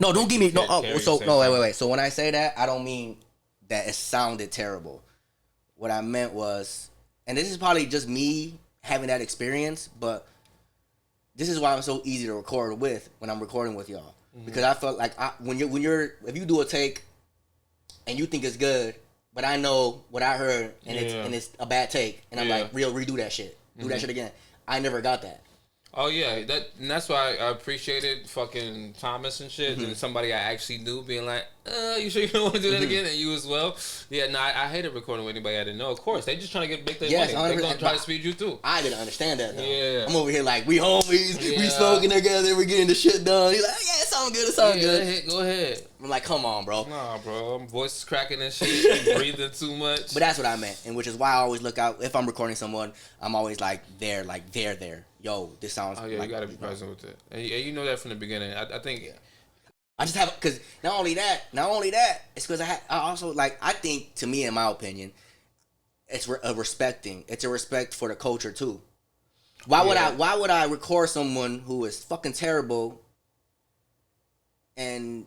You know what I mean? Like, bro, this is hip hop. Like, and you're rapping about what? And like, what are you doing? Like, just don't allow that shit. Don't even try to take a motherfucker money if you gonna just. That's my point. Like that. Yeah, there you go. So I'd rather just fuck with you, gang. Come on, let's go. Do it. Let's go. We ain't gonna charge anything. Let's just do what you got to do, because it ain't not really a real thing, honestly. Okay, I understand that. So, how many tracks did you have on it? 12. And did you already answer, like, so what made you want to drop a project? Like, what got you there? No, yeah. It was doing that little parody shit. And I kept writing. Oh, and it became that. And then don't get me...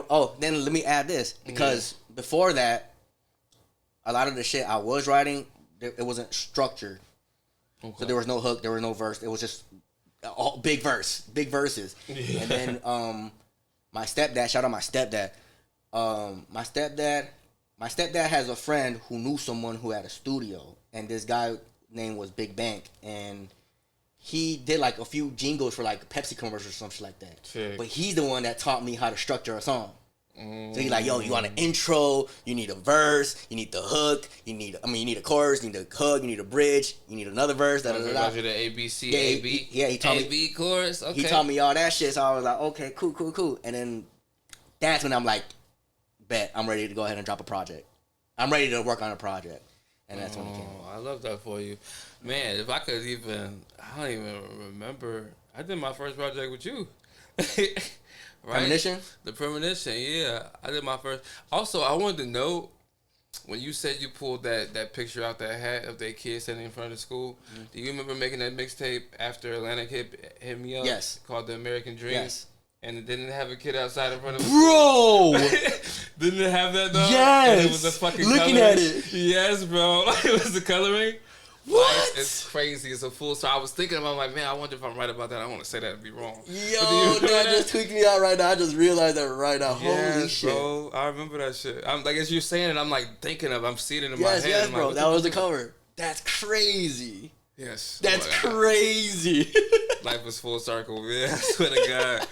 But yeah, I think I was just doing a bunch of fucking songs, man. I didn't know what the fuck I was doing, though. I was just rapping. I was just rapping all the way over shit. I guess I also picked a lot of beats that already had choruses on them, though. So that's what kind of helped me with that shit.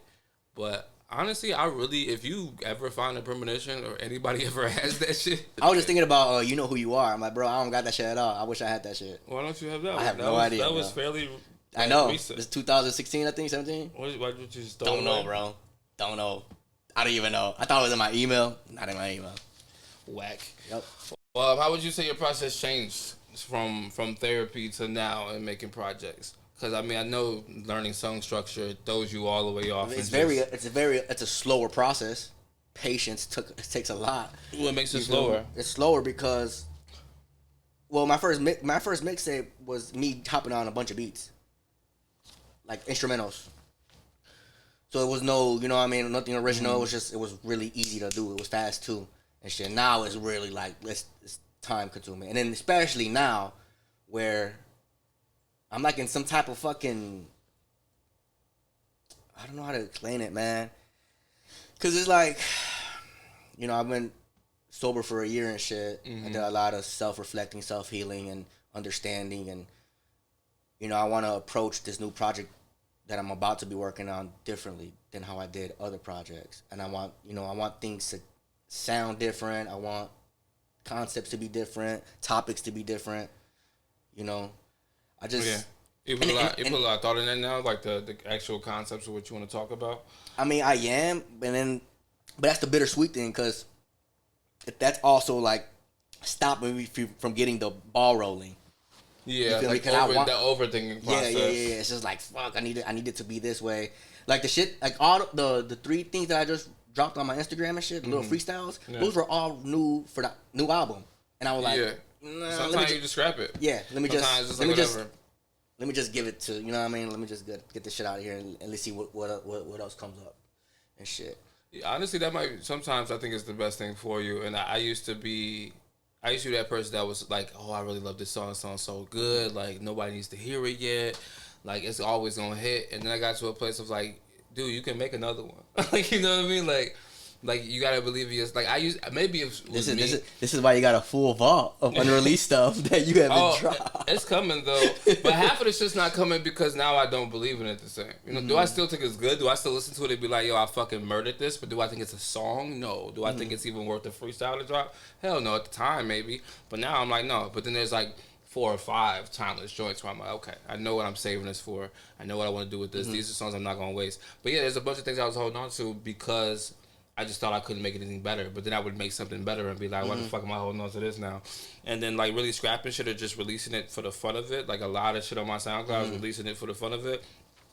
Looking back at it like, yo, this shit raw as fuck, but look at the shit I made after, which is also raw as fuck. So I think that shit could be like really good for a lot of artists of just letting go where you are in the present, which I also... And I think artists are supposed to do that. Like, yeah, do that shit all the time. That's the one thing that I really wish I could go back in time and just do. Just drop shit. Just like churning out work really, really fast. Fuck that. And it's crazy because I used to always get that from my uncle. My uncle used to always tell me, man, just drop it, bro. Just drop it. You're just thinking too much. But I'm an overthinker. So it's like, nah, bro, it gotta be right. It gotta be this. It gotta be that. It gotta be this. It gotta be that. Yeah. Like, Nah, I love overthinking. I mean, these days, I definitely try to lead with the don't think, just go. You know, don't think, just likewise. do. Or I just heard this fucking quote. What the fuck did I hear, man? She said, what'd she say? She said, make the decision and let it go. Or make the decision and figure it out later. Like, don't sit there and dwell on your decision or dwell on making the decision. Make a decision and move the fuck on. Whether right or wrong, we'll figure it out later. Make the decision and keep going. You spend all this time trying to make this decision and life is just moving past you, bro. Make the decision and then let it go. Let it go. And at first it sounded really reckless to me. But then as I'm older, I might realize, like, yeah, you know what? I do spend a lot of time figuring out which way to go. Like, should I go right? Should I go left? Damn, well, you know, this is going to be 10 minutes. This is going to be 12 minutes. But this is going to be, what? Nigga, just make it right or left. Just go, and we'll figure it out. If you're 2 minutes late, you're 2 minutes late. Next time, make it right. You know what I'm saying? Don't make the left. It's that simple. And, like, I think that's what comes with artists, too. Like, just don't overthink the whole process. But at the same token, I think that shows that you care about your work. Like, you give a fuck about what you're trying to do. And I think But that shouldn't stop you from... Oh no, it shouldn't stop you from doing it. But I'm saying the whole act of I'm not dropping this now because I have a plan for it. Oh, okay. I have a process for it. I'm trying to release a movie here. I'm trying to make this show over here. I want this video to come out first. Like I'm seeing ahead of this. I may not be in a space to be doing what the fuck I'm doing right now, which is why we were always so ahead of our time. People didn't get what the fuck we were doing. We were in a place where we were supposed to just be dropping. But you know, back to the emulate conversation, back to one. See, that's what I'm talking about. Yeah, right there, yeah. Yeah, it's like, yo, maybe, 100%. But and I think it goes both ways. I think a piece of it was really dope because it's like we did go out our way to make these really dope shows and these really dope rollouts and got real results from it.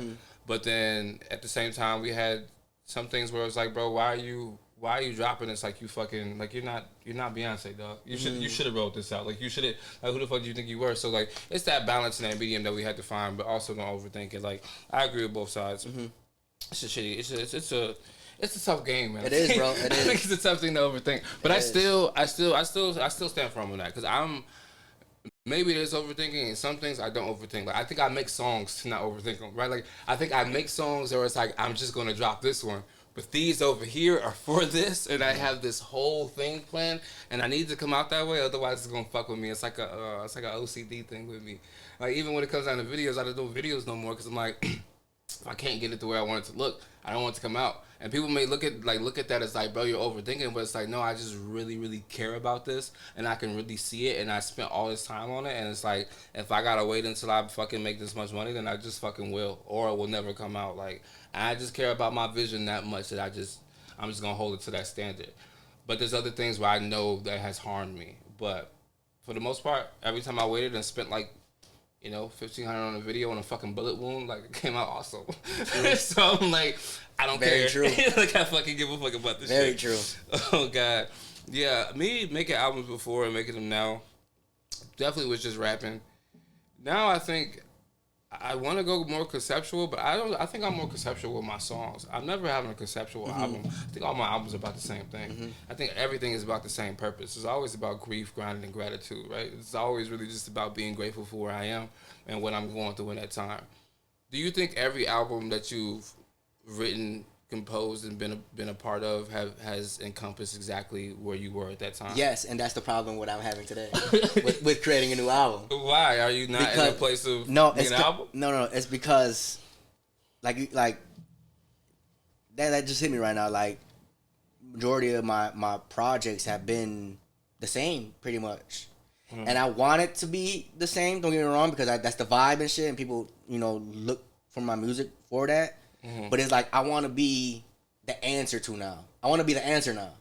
You feel me? I've always wondered with the audience. Yeah. I've always asked why with the audience. Now I want to transition and be like, no, I know why, but this is where we at right now. You know what I mean? I like and that. we're light years ahead of what the fuck we've been through. You feel me? And I'm trying to get everyone there. Oh, and you're trying to probably personify that still within yourself, right? Yes. And at the same time, trying to figure out how do you put that into a song. Yes. And that's the most challenging shit right now. Do you feel like it may be too,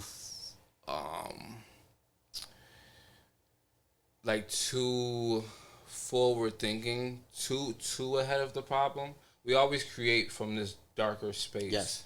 From this like lower vibration, sort of, and it's what helps us create. It's what helps us relate to one another. And I feel like once your music gets a little bit like, when it's like, why am I here? Everybody's like, yeah, why am I here? And it's like, well, this is why I'm here. And everybody's like, well, I still haven't figured out why I'm there. So like now I'm not relating to that. We have a hard time relating to people who made it to the other side, or people who are quote unquote happier or figured it out, quote unquote. Do you think it may be hard to make that because it's not your usual regular? It's not positive. Like, yeah, I mean, it's positive. yeah, it is. This is what I'm saying. It's positive now. So like that's why it's maybe harder to put out for you, challenging for you, but also challenging to figure out how to make that an album for people where they can receive it. Because it's like nobody receives half music anymore. We just got mad a chance for that shit and basically canceled it for it. Yeah. So it's like, you think that's why you're having a hard time essentially? Yeah, it's that. It's 100% that. You know what I mean? Because I wanted to sound as potent as my last shit. Yeah. You know what I mean? But I'm not trying to chase my last shit. You know what I mean? Birds don't sing in the winter. Out everywhere. Facts. Yeah, I think Russ did a really good job of that. Yes, and that's like, bro, his album to me was legit, like, perfect. It was like, whoa, what? And you're taking time, like, and that's the thing, like, there's always gonna be some darkness that's gonna, you know, get you going and shit. Mm-hmm. And I'm not trying to say, yo, it's done. There's no more, you know, my pain. There's no more pain. There's no more grief. There's always gonna be that. But it's just like, no, now there's more of an understanding about everything and shit. And, you know, I feel that I have the talent to convey that in a way where it's not gonna push people away. It's gonna bring people in. And I'm just trying to figure that out right now. Trying to figure it out. And then you're like, yeah, I get what you're doing. Mm-hmm. And then you're right in the process and just being like, okay, I'm gonna give them this. I'm gonna give them that. being fun with it. And then giving them a taste of it on records they're familiar with. Yeah, and I think that's gonna work out just fine for you because I think the light bulb's gonna hit when you write that record, and then it might not come off as a record, it might come off as a freestyle, but I think either one or two things are gonna happen. Either you're gonna write a verse that is like, fuck, that's exactly what I'm trying to do. I'm gonna like release that, but now I'm gonna go like try to make a record, you know, with that type of energy, or it's gonna hit and you'll be like, okay, let me save this verse, or then like let me make it a whole another record with another beat. It's gonna hit And then don't get me wrong though. Don't get me wrong either, because then there's those moments where I'm just ignorant and I just want to fuck around and talk my shit. Oh yeah, I love rapping, dude. Like sometimes I'm not gonna lie. I love rapping, bro. Even that song that I just did, that beat you just sent me and shit like that. Like it's like, dude, I'm so bad. I'm still in a place where I'm like really introspective and really just trying to talk about my change in life. Like, dude, I'm a fucking dad. Like what? and like this is like technically my first apartment, not really, but I'm just in a whole different place in life right now, and everything has changed and everything. Like I'm finally in a place where I can talk about it. Like there's so much shit that happened that I haven't talked about. Like you know what I'm saying? Like I've mentioned it here and there, but I haven't really talked about it. So there's so much shit that I still have to muster up. But I heard that and I was just like, oh. And I'm gonna do this way. But I like that the same way. Okay, so like the same way you're trying to convey a certain thing with kind of like the same energy. Like I was able to like rap at niggas, but still kind of sneak in like, hey, I'm going through this, and I'm like, oh, okay, so I can still hype the crowd up and still be that rapidy rap nigga, but still be like, oh, I'm sad as fuck. you know what I mean? Like, and maybe nobody's gonna see it that way, but in my head, that's what I kind of peep. I'm like, oh, okay, I can still do this shit. Like I was able to still like peep that, man. It made me really happy when I wrote that shit out. It made me really happy because I'm like, okay, cool, this is exactly who I am, and I love. What, you talking about the first joint I sent you or the one I just sent you? Which one you talking about? The first one. Okay, the first one. Can a young nigga get money anymore? She ain't got no bounty, so I fucking on the floor. It's a different type of man that got the panic when I'm bored. Yeah, I'm like, okay. I can still do it. You know what I'm saying? Like, I can still tweak it, man. I love it. And my girl, she didn't do her homework. And back to what you were saying when you was like, everything's my music, I'm very vulnerable. I'm like, yeah, I always tell people, if you want to really know me, stop listening to people, stop looking on Twitter, go listen to my music. All the answers are there. Every person you want to know about, every like bad movie you want to know about, every drug you want to know about is right fucking there. You don't gotta listen to nothing. But she never did her homework, so like she's been like, I've been playing the newer shit for her, but I love that when she hears it, because we talk so much and I'm so vulnerable with her in general, keeping game. She can pick out exactly what I'm talking about, who I'm talking about, and like it really, because she's so front and center, she can relate it exactly what's going on. Like there's no lies told, and I love that I can still get that rap off, but still be very introspective and very honest with be where vulnerable. I'm not sitting there saying I'm driving the foreign or nothing crazy. It's like, nah, I'm very vulnerable, but very still like, fuck you, I'm rapping. Bro, I'm so grateful, bro. Like, you know, that they be on like when Twitter talks and shit and podcast talks about men being vulnerable and shit, and I'm like, bro, I'm so blessed that I have rap. Like, I don't have to rely on nobody to be. I could rely on myself. I just gotta give me a pen and a paper and I'm gone. Oh no, facts. You feel me? Yeah. I hate that. I hate that there's a stigma about it. And I hate that there's like, bro, fuck all that shit, man. Yeah, it's like, either cool or not cool, and now it's like a superpower or not a superpower. Always like it's and I feel like that conversation's been happening forever, honestly. Like, but yeah, I actually love that about all of us, and I think at times we tried to cover it up because just in everyday life and being in communities, like, of course you're not gonna go to school and act like you love the girl or whatever because all your homies is on your back and you trying to play it off.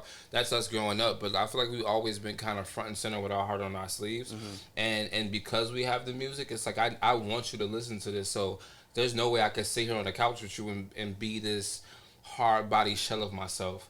Because I'm over here telling you to listen to my song and you're about to hear exactly what I'm going through and what I'm supposed to sit in front of your face and act like you didn't hear it. Like act like you only know. We supposed to just pretend. So I love that about our whole friend group, even the ones that don't rap. I love just how easy it is for us to cry in front of each other, how easy it is to talk about our trials and tribulations, how easy it is to be like, hey, I just don't want to be home right now. Like, you know what I'm saying? Really just ask for a hug. I always thought that was the coolest part about our tribe, because ain't none of us ever been bitch a day in our life. You know what I'm saying?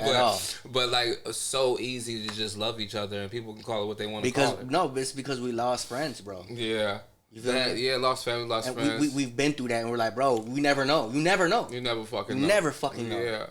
Yeah, I love our balance, bro, because we still give each other shit about it every 100%. Fucking day. We got to. Like, I love it. It's actually the best thing ever, and I think that's like just how I knew I found my tribe as well, because there's so many people out there that I connected with, but I ain't connect on this level.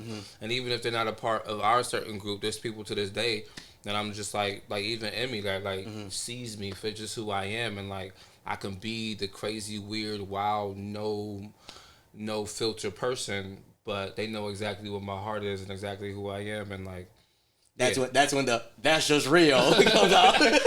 Man, y'all don't even know me like that, man. That's just real. Shut up. Hell no. No facts though, G. It do just be real, man. I'm working on myself, bro. What was one of your favorite albums to work on, and why? My last one, Birds Don't Sing in the Winter. Why? Because I just felt like I figured it out when it came to like you figure out the recipe, you figure out the concoction, like this is exactly how it goes. When it comes to my music, like it was like everything. It was everything in one. It was the straight hip hop shit. It was the straight anthems. It was the fucking ballads. It was the fucking R&B shit that was like, you know what I mean, heartbroken shit. It was everything. It was everything in one. Facts. Everybody loves this one, but 100%. It really is my second one, man. Black Waters with Cinderella, because I was like the most musical I ever got in my life. Mm-hmm. And with this one, I finally opened up to studio work, to writers, to listening to my producer, to taking ideas. I was such a I got it, like type of person, like such an independent bitch. Like I got it. Don't tell me shit. I got the bars. I got everything. Drop the beat here. We good. And I actually started to open it up my music. Opening up me. You know, giving people my papers. Like here, just read that one over there. And like really. What gave you that? What gave me what? That freedom to like allow people to work on your music. I think it was first it started with Tom because he was such a hands-on engineer, like just like you are. Like, hey, redo that again, or hey, what if we tried this, or hey, don't say that and it together. It doesn't go together. Maybe try is. You know, like maybe try this word. Shit like that you do. He was doing that shit as well, and not even being a rapper. So, and then also him taking those steps to like fix certain words, but also being like, hey, I know you fucking hate auto-tune, bro. I know you hate this. I know you hate that, but just really trust me on this. Or kind of like putting the fucking, what do they call it? Putting the medicine in the pudding or whatever. Not even letting me know it's on my song. You know what I'm saying? Like really, really gauging my shit all the way up there. So then I had to, once I started trusting him, and then he had all these different artists that he worked with, and I was listening to their music, and I was like, holy fuck, like I really want to make something like that. I'm not the type of artist, but that just sounds so good to me. Like, what did you use there? And really started learning about reverse reverb and different fucking auto-tunes and different vocoders and shit like that. And I was like, oh, okay, cool. Start kicking it with them, being in their sessions, and then, you know, they would be in my sessions. And then they would say, like, hey, you know, remember that thing you liked? You should try it right here. And that, okay, it opened me up to those things. And then it was just times where I'm like, you know, I still didn't like people in my sessions, but you always had those people that came in like 30 minutes before you were done, and they would hear what you were doing. Or I would bring somebody in to play some guitar, and then at one point I was just in this XOXO. I was in the studio with like six people. I did not want to be there, but they all had something to say, and every idea was good. And I was frustrated at first, but I decided to just kind of let go. I was like, well, Tom's agreeing with it. I trust him. You know, Isaac's agreeing with it. I trust him. Let's try it. Did it, and I was like, oh, this is actually really fucking good. I actually really like this song. And it just made me like let go. And so then when Black Waters and Cinderella came, I was actually looking to spread my sound with other people. I'm like, hey, I got this song, but all I have is guitar chords. I really want some horns and some fucking piano chords. I met some dude from like Texas or something. Called him and it was like, yo, dude, can you do these chords for me? Thomas did them at first. Then he came through and fucking jazzed them all the way up. And Thomas was like, I'm gonna keep some in mind. And just, we just kept grabbing people. And then, like, you know, one dude was in the studio. Bro was like fucking maybe 2 o'clock in the morning. And he was just like screaming in the back. Like, he was just laying down and just screaming. And I was like, hey, you want to put that on the track? You know, and like random voices. And I remember I heard the song from Tom. And I was like, yo, I really fucking love that song. He's like, bro, I really don't like it. You like it? And I'm like, yeah. I'm like, bro, can I make a verse to it? Wrote a verse to it. He still was going to throw it away. And I was like, well, can I just have the song? And I remember I bought the song from him. And then we flipped the whole thing to kind of make it mine. So, like, it was like I just got used to, like, okay, this is what music is. This is what writers mean. Like, this doesn't mean it's not mine anymore. It doesn't mean, like, you know, you could just build some shit that way. And I think that's what made it, like, it was so, like, I traveled so many different places. I met so many different people. I don't even know half the people on that album, bro. I don't even know where they are. I didn't write them down. I don't know the number. I don't follow them on anything. They're just on the album. It was that's like awesome. A one-time meeting, and like it just made everything cool as fuck. And I love that. Good album, by the way. Check it out. I love that. And now I'm literally looking for people like that. Like now, Black Water with Cinderella. It's the same way. Like when you send me beats, like, hey, I know you're gonna sound good on this. I didn't used to be that person. I didn't used to look for. I wasn't worried about people sounding good on a feature.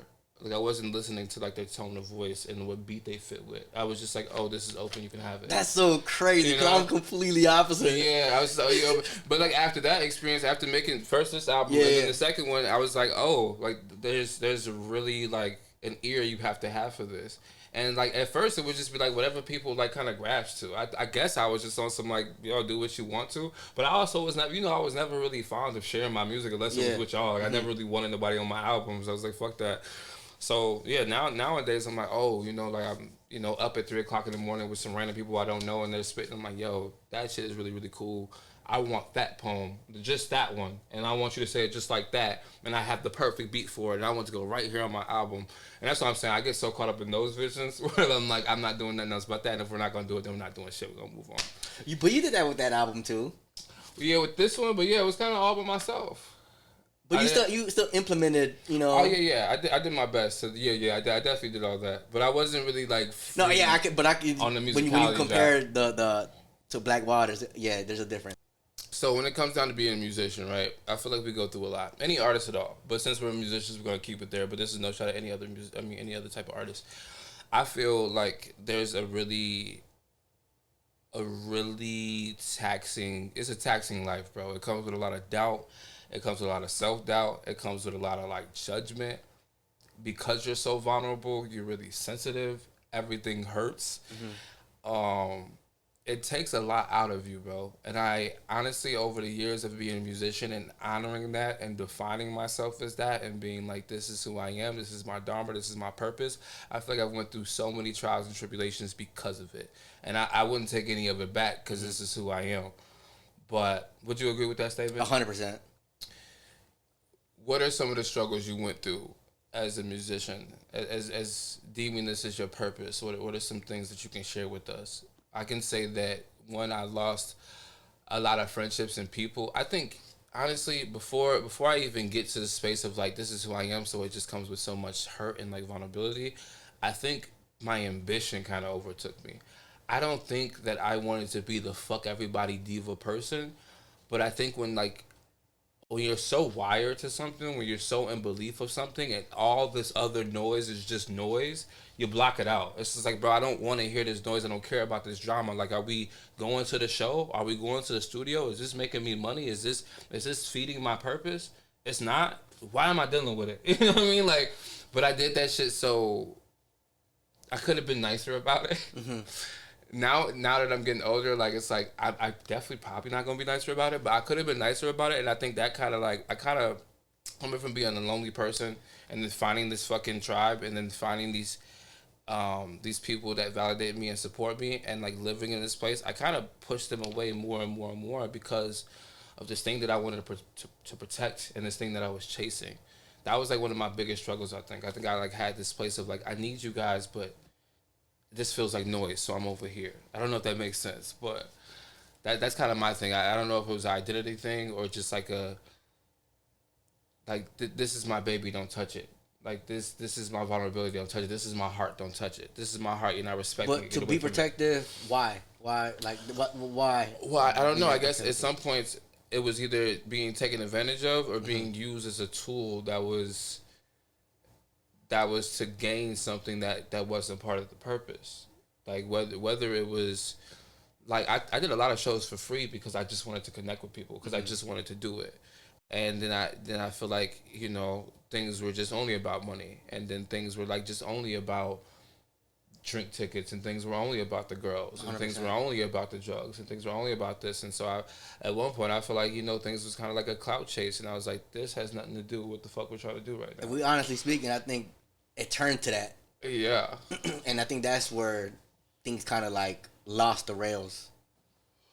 100%. You feel me? Because I see it especially when you bring that the cloud. I never thought about it like that. Yeah. When you talk about it, and then when I think back to our experience and what we were trying to do and what we did, that's what it was.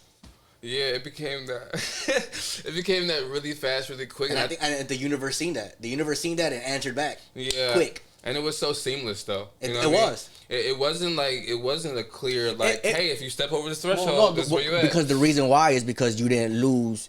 We never lost our. We never lost that I guess that purpose of what we're doing it for Yeah. and shit. Like that was still there. But then we were kind of like pushing it to the side because we want to do X, Y, and Z. Yeah, facts. And X, Y, and Z started to wanted to do us, if that makes any sense. Like, it started to, like, personify itself, and the people around us started to become really unhealthy for us because they were never, that's what I'm saying. That's why I got really protective. I got really like, yo, get the fuck away from me. Like, you're not here for the right reasons, dog. Like, get the, like, and I was leaving shows after doing what I needed to do because that's all I was here for. And if I stay here too long, then I'm in here doing all this for what reason? No, I did what I was supposed to do. I got a studio session in the morning. We got to practice for another show at the end of the week. I got things to do. But it's like people see that as like, oh, you're not being supportive. Oh, you're not doing what, you know, what I did. You're not supposed to be doing. You're not doing what you're supposed to be doing. Yeah, it's like, I'm sorry, I didn't know it was working for you. Yeah, like, man, I didn't know that was happening. But the more and more I got that way, I also realized how the smaller the group got, right? Like, you know, 1,000%. We pulled up to shows with just us, and then we started pulling up to shows with like 20 people. You know what I'm saying? And even if those are the only people in the crowd, like, we started pulling up with this whole entourage of people, and then like those people started to fall off, and it was like, because you're not supporting me, and you're not doing this, you're not doing that, and it's like, I don't think we believe in the same things, and I think looking back at it, I would have handled it a lot better from where I am now. But I think that was one of the biggest struggles, and I think that, along with just the self-doubt that automatically comes with it, and the outside voices and shit, and then losing certain people along the way, I think I just kind of like had a hard time juggling like what was real and what wasn't, and what mattered and what didn't. And I think that's like the biggest struggle I can share from at least that moment. It is the biggest struggle because no matter what, you're always trying to find a balance. Yeah. And shit with it. And I think when it comes to my struggle with it, is my capability of relationship. I think that gets in the way. Well, facts. Like, you know what I mean? I don't want to say gets in the way like it's a bad thing, but that's what gets in the way. Yeah, 8 Rules of Love, bro. I just read that. Jay Shetty. Fire. Shouts to Jay Shetty. Yeah, hella fire, man. And it's really like I love the information behind it because it's not like a step one. You must love your girl like this. Like, no, it's not like that. It's that and the Way of the Superior Man, which I'm about to let you go home with. Both of those talk about your purpose coming before anything else. Even before your woman, even before your child, your purpose, your dharma, it should be your first priority. Sounds crazy when you talking to the person you love. It sounds crazy when you even look in the mirror. Like, I got a sick mom. What you mean I'm not supposed to prioritize that? But it's like, nah, like what my dad always tell me, self-preservation is the key to life, bro. If you're not okay, you can't take care of anybody else. So if you're not following your purpose, then how the fuck are you gonna be happy enough to deal with somebody else? And here's another one. Self-love isn't selfishness because that allows you to give it. Exactly, bro. Also, in the 8 Rules of Love. So, really? Yeah, also, 100% he talks about that. He doesn't say it that way, but yeah, 100%. That's what it's absolutely about. So you would agree that you had, like, similar struggles to that? Yes, 1,000%. Okay, for sure. We were in the same room, real. We were in the same room. Hey, hello, we're together. You gotta remember. No. These people don't know, man. These people don't know, man. I want to get a little bit into grief, man. So this grief is something that I think is just. I think I'm not finally. I think I've been facing grief head on for like the last. I'm so terrible with time. It's been a minute now, bro. So 2 to 4 years. I'm gonna just say that, but I'm terrible with time. But I think I've been dealing with it my whole life. Of course, everybody is, but I never really seen it as what it was, like this fucking overwhelming shadow that just kind of shuts you off sometimes. But it also is like an inspiration thing. It also makes me procrastinate. It also makes me very creative. It's a double-edged sword. You know what I mean? It goes so many different ways. Can you tell us some ways like how grief impacted you and how you're dealing with it if you still are? It impacted me really negatively. Yeah, bro, like I brought up earlier, the last person that I've experienced death with was with my aunt. So that was like a loop. And then after that, it was my cousins. Then it was my neighbor, Edwin's mom. It was her. Then it was my aunt, my grandma. I've always had this like shadow of like death over me all the time. And it's just so weird when I think about it. And like it led me to a lot of fucking misery. You feel me? And I've shared that with people around that I was around with. You know what I mean? You got the brunt of that too. Like everyone around me got the brunt of that. Yeah. You feel me? And you know, it was just me being selfish at the end of the day. it was me feeling guilty at the end of the day. Like, it was a lot of me going on, and I'm over here saying, oh, it's because I've lost this person. It's because I lost that person. It's because da-da-da-da, you feel me? And it's like, no, hold on, Alex. Like, chill, bro. Like, this is life. This is life, and we're here to be born, and then we're here to eventually die one day. Do you have, like, survivor's guilt a little bit? Yes, 1,000%, bro. Yeah. And especially, that hit hard when I lost my bro, Alexis.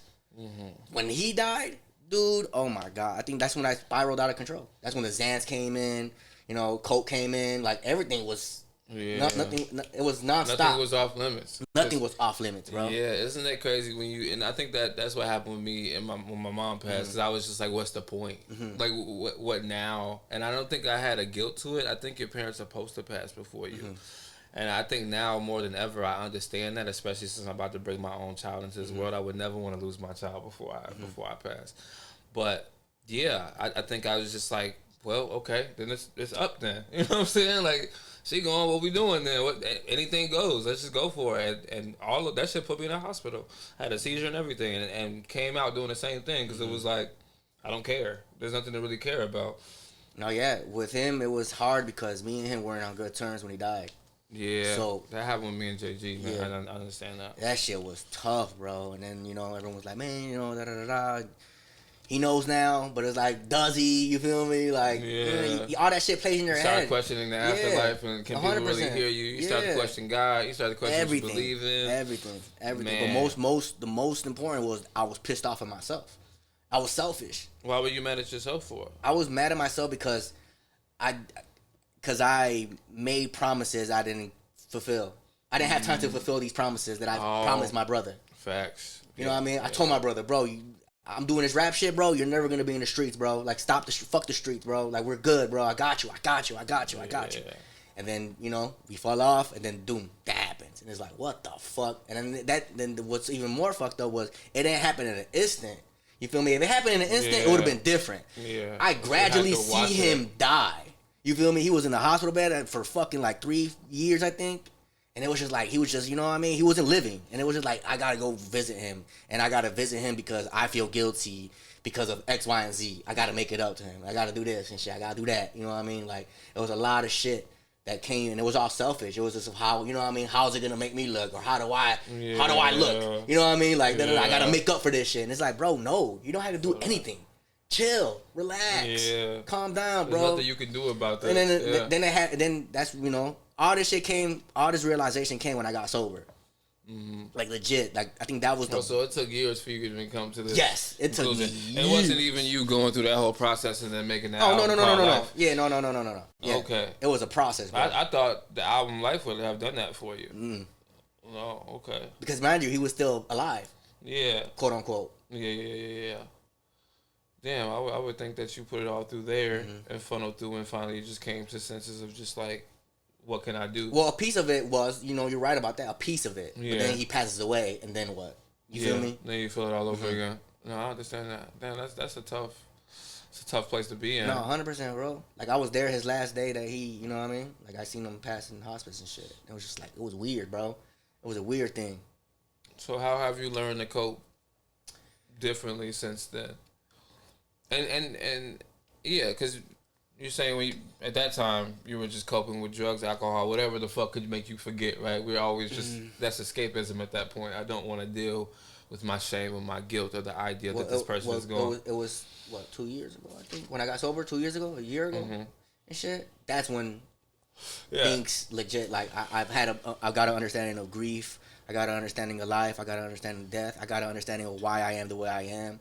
You know what I mean? It put a lot of things in perspective when I got sober, because I was like, yo, when I'm under the influence, I'm turning to somebody that is a dick and an asshole, and I'm always mad and sad and shit, and I didn't like that. Yeah. And then I got to a point where I was taking it out on other people that I really love and shit. Like, yo, why? Whoa, hold on. You know, something's wrong here. Why am I being an absolute dick right now? Like legit. On people that, you know, it's their special day, and I'm over here fucking parading, like raining on it pretty much. I can still be that way, and not even in that type of way. I just like kind of remove myself because I just know where I'm at. But I know me not being there, what's that doing to a person? Also, like how they can overthink that and be like, the fuck did I do to you? And that's not fair. You could at least send a motherfucker a text and be like, yo, I'm not feeling too good today. But what makes that even worse is when that's coming out when you're intoxicated.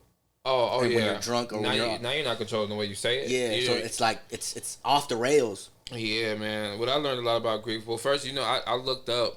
I'm so grateful to had been in therapy when all my shit went to fucking hell.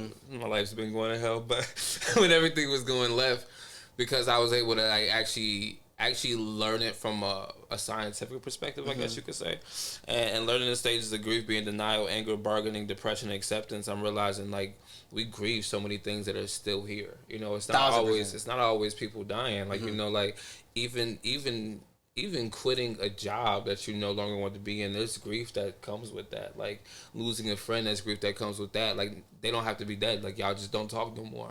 Like even moving from a home, like there's grief there. Like, and the ego death that comes with going through these up and down spirals and shit. It's a lot of grief will come with that. And I think I resonate with the idea of like, this is like the biggest grief you could feel. Somebody died and like, fuck, this is heavy, it's in your face. But like there's all these little increments of grief that we just But I think what helps me, what honestly helps me in totality is totality. Totality. In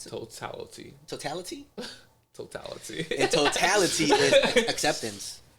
Yeah, it all boils down to and that might be like, what do you mean? Like acceptance and forgiveness is the biggest thing I could possibly that's give. all you really need, bro. Like honestly, and then I always get this like, oh well, how do you know you forgave anyone? Like how do you forgive? And I'm like, bro, when you look back and you don't think anything, you don't wish anything to be different. Well, it just it is what it is. Trigger you no more. Things happen, bro. Like life goes on and shit. Like what I mean, some people are gonna care, some people are not gonna care and shit. But that's okay. You feel me? Like you're still here. Yeah. You know what I mean? You gotta just focus on what the fuck is like. You know what I mean? Benefiting you and helping you and making you happy. Yeah, I think that's the end goal of all. Like, it's just to be happy. And I know we get these little things that come into our lives where it's just like either bringing confusion, either bringing grief. But it's like, man, just you just gotta roll with the punches, I guess. And I hate saying that because it's like it's not, it's like saying it's like you're fucking pushing bullshit away, but you're not pushing. I'm saying that not to say to push it away, because I didn't push it away. I pushed it away and it was bad. It was all bad. You either push it away or you push it down. Either way, and that's bad. It's bad. Not working. Yeah, it's bad. No, it's always easier said than done. Whenever I find myself, I don't want to say coaching. Sometimes mentoring, because sometimes I am talking to people like significantly younger than me, and they're actually coming to me like with the, hey, I really need help in this. But whenever I'm talking to anybody with any type of issue, I realize when I'm saying like, hey, well, you just got to be present with yourself. And hey, you just got to learn to accept this. Hey, just learn how to be alone. All these things my therapist was telling me. But I realized like they're just words. They're easier to say. Like that's the first thing I say to people is like, bro, just because I'm saying this don't mean I got it together. Like there's 1,000 days where I fail and do not get up and do not even follow these words I'm giving you. But you gotta try it. These are just the things I've learned to try, and I got better at them over the course of life. And I relate to you a lot on that whole like guilt, and I think with that guilt comes a lot of shame, and I think shame is the worst thing you can fucking feel. And to add, what also helped me was also reading and shit.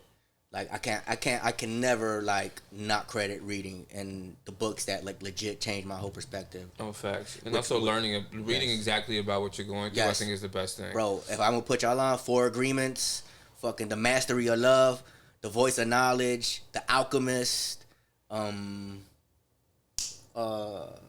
know I'm missing another joint, but I'll go back to it. But those joints right there, bro, when you're going through it and you just don't know what the fuck is going on, you're miserable, you're hurting, you're sad, you're pissed off, pick up the 4 Agreements, and I swear, really, because there's a difference between reading something and just like, there's a difference between reading something and looking for an answer, and reading something to be curious and willing to want to help yourself. Yeah, willing to learn and you shit feel like me? that. Because I've shared that book with a few people, and they're just like, yeah, I'm like, it ain't hitting you the way it hit me. Like, nah, because they just read it to read it. Yeah. Like, okay. It was like, wait, what? Like, it ain't hitting you? Like, what are you talking about? It was decent. It was cool. I like the well part. But yeah, bro, it be tweaking me out. But like legit, I gotta point that out because it's like it's dope. It's reading those books and my sobriety, like legit, like calming, like stopping, and just like stopping everything, and then you just like you're like okay, when I had that urge to drink, why? Yeah, so and then figuring that out, dude. So I had this fucking shouts to Rashad, Honey Jam Studios. I've been making music with them lately. Just a really fucking dope guy, dude. He's just every time I come to the studio with him before we even make music, like the first time I came with him, we meditated together and we had just like a 2-hour conversation about life, like, and it got me like it was the first time I ever wrote in the studio and came out with something dope. Like it was sick, but really, really intelligent guy, bro. Reads a lot, like loves to just work on himself and be the best man he could be. And we were talking about triggers and shit, and then we were talking about vapes, and he was like, man, bro, like it's not necessarily that I'm trying to quit it. I'm just trying to understand why, like, because sometimes I'm just talking and I pull it out, but it's like I stop myself because I'm like, why am I pulling this out? Like, you know what I'm saying? Like, where is this coming from? And it's one thing. It's one thing to be like, like in community and like, hey, you want to have a smoke with me? But real, you want to have a drink with me? That's one thing. Real, think about people who are dealing with the same thing, but it ain't a vape and it ain't drink. It's anger. It's hate. Oh no, yeah, it's all the same thing. Everything. You feel me? And that's all that shit. All leads from like that's what I'm saying. Like I can. That's what we were saying. Is like, oh, we can say this is from anxiety. Am I uncomfortable right now? Why the fuck am I uncomfortable right now? And kind of doing this just backwards math of just feeling like, why the fuck do you feel this way? And then once you understand it, it's so much easier to cope and deal with it and accept it. Back to what you were saying, rather than trying to suffocate it or cope with it in the wrong fucking way. But you're right. Yeah, there's some things that are not substances. Some things are just anger. Some things are just anxiety.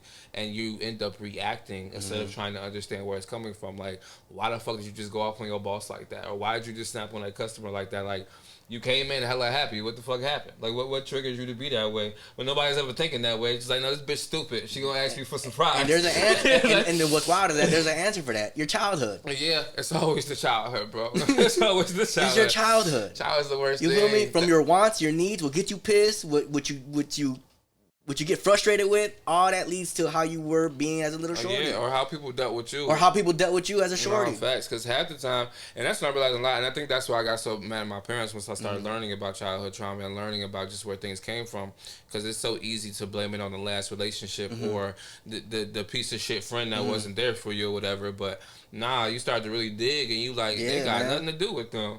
Shit, it really ain't got nothing to do with me. like at one point I wanted a fucking Pop-Tart and I was screamed and yelled at, so now I'm scared to ask for what I need. And it's like, it's so minuscule, it's so small, it's so stupid that people could say that. But it's like, yeah, it may seem that way in the moment, but it's like, nah, that's why I'm saying, going back to the beginning, like, be careful how you talk to your kids, bro. That's why I so bad want to get my shit aligned. It's so like I'm not tweaking on my kid. How we were responded as children and how we react today. Oh, 100%. That's how we do it. We really are just, that's your first idea of love. These are the people who are they're your first presidents, they're your first leaders, they're your first everything. So whatever they do, whatever they say is like ingrained in you, bro. Even if you don't think even if you was one of them kids, like, I never listened to my parents, but that shit still affected you and still sat with you, bro. There's a reason why you're so prideful about that. Yeah, exactly, bro. Exactly. And it's a tough thing to go through, man, and nobody wants to have. No one wants to address the skeletons in the closet. That's the hardest thing, man, and that's I think that's what comes with healing, man. It does. Sometimes I get, so I think with you guys and I think with my partner, I get really, really, really, really upset and like frustrated when it comes down to growth and treating each other better and understanding where it comes from. Maybe because it's the love I have for you all and it's the expectation of the relationship that I have. And maybe it's because I care about you guys so much and I really want this shit to work. And not only that, it's also your own journey too. Yeah. It's how far you've come and you want everyone to match that too. Well, no, I've actually got okay with that, right? Like, I think in my first 6 months of therapy when I was like, holy fuck, and bringing it around, first thing my therapist told me was like, hey, nobody's going to get it. Don't even try it. Nobody's going to get it. If you're telling me they're already this way, They're going to be that way, and they have to figure it out themselves. You can do the best you can to lead them. You can say certain things. You can lead by example. There's nothing wrong with you trying to help, but let it the fuck go. That's the first thing you should never try to do. You can go ahead. Yeah, because you're not responsible. Yeah, and you're not responsible. It's not your fucking job. And on top of that, it's like, also, how do you look? You're going to end up pushing them farther away. Yeah. Like, you know what I'm saying? And, like, I may have made that mistake a couple times. But I love you guys so much, and I really want you guys in my life so much. It's like, bro, just fucking get this right. Like, bro, like, you know, you watching somebody play the video game, like, fucking jump. You know what I mean? Like, you're like, yo, it's left, it's going this way. We just went through this. You know what I'm saying? Like, you just kind of really you care about them. You want them to make it to the next level, and you want to make it to the next level with them. You don't want to do it without them. You don't, like, I'm a person that wants to climb the ladder and let it back down. You know what I'm saying? So I think I get so frustrated. Fuck, I'm sorry. But even if that doesn't come, you know, it's okay. No, and I think I've went through enough of that with romantic relationships and platonic relationships where I'm like, everything's gonna be okay. My anxious attachment style may get to me every now and then, but I'm like, I'll be okay. I've been through this before. But it's important to me for people, especially the people I love and I cherish, to grow. It's important to me that we walk to the other side together. And we don't have to get there at the same time. But it's important to me that we all make it there. Even if you're on the other side of the earth and we only talk one time a year, I just want to know you got to the other level. And that shit frustrates me so fucking much sometimes. But I realize there's like a patience with it and there's acceptance to it. And it's like hey, just it's a marathon, bro. Let people take their time with it. Hell, you're not even supposed to be this far yet. You might have just got lucky. You know what I mean? Like, and that's just a piece of it. And I had a bigger point to that, but I got so caught up in trying to explain that I kind of. Not only that though, like, because at the end of the day, you still love everyone. You feel me? And I think that's the most important thing. Yeah. Is that you're looking at, you know, granted, yeah, you want what's best for everyone, but you're still accepting everyone.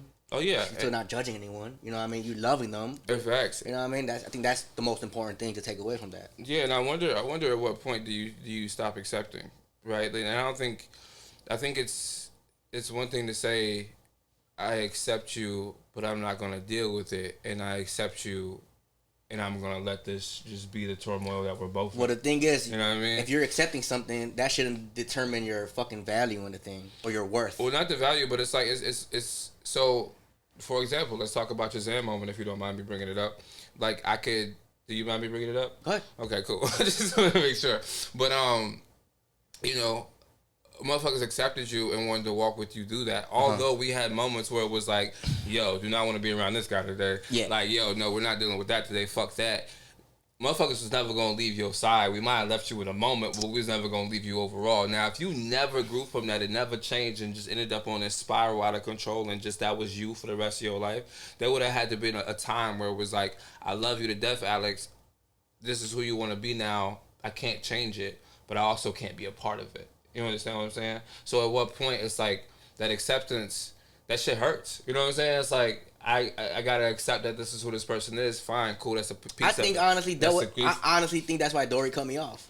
Why? Because you got better? Because of that. I mean, this is me just speaking from me looking outside at the situation. I don't know how he feels about it, but I felt it was that. It was like, yo, I'm trying to do something, but I don't see you doing anything, and I'm trying to. I want you to change, but he never conveyed that to me. And I just felt like I already knew where I was.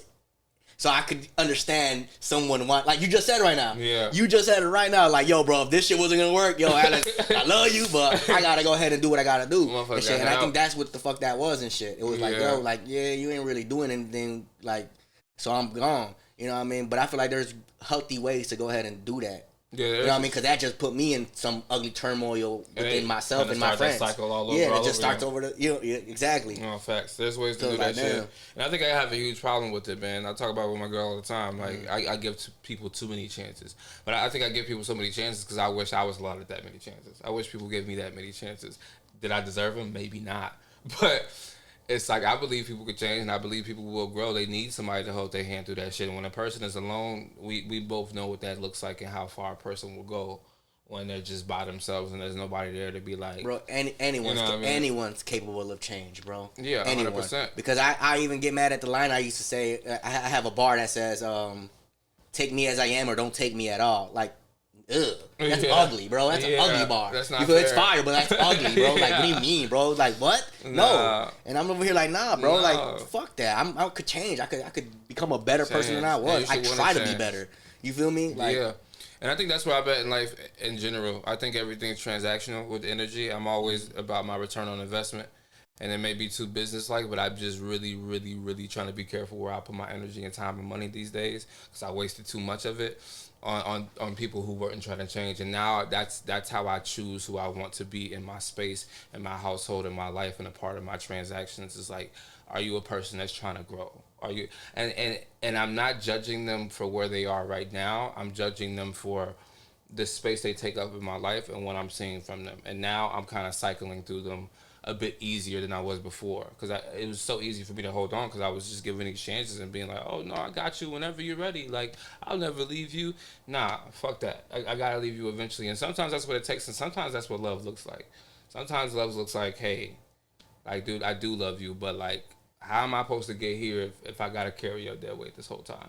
And that shit, sometimes that shit wakes people up. People have done that to me, and I think I've done that to other people, and I think it wakes us up instantly. Nah, it does. It does. They leave and you like, fuck. Especially if you've known them for a long time. It's just like, where did this come from type shit. Yeah. And that's where I was and shit. I was like, yo, what the fuck? Like, you know, these are friendships since fucking 7th grade. And, you know what I mean? I'm not, like, I thought motherfuckers was my brother, my family. You feel me? And it's just like, no, something's wrong here. Maybe I'm missing something. You feel me? Yeah. So let me go ahead and before I go start wilding out, and I did wild out. That's the thing. That's the fucked up. You know what I mean? It's funny. It like, is what it is. Back to that childhood trauma, right? We still are children. At the end of the day, we just threw a tantrum. We didn't even go ask a question. We just threw a tantrum. Like, I ain't getting what I want, so I'm. And in my tantrum, you gonna get bars. So. Yeah, that's what you gonna get. You ain't getting fighting. I'm not fighting nobody. I ain't shooting nobody. You gonna get these bars. And that's exactly what we do, man.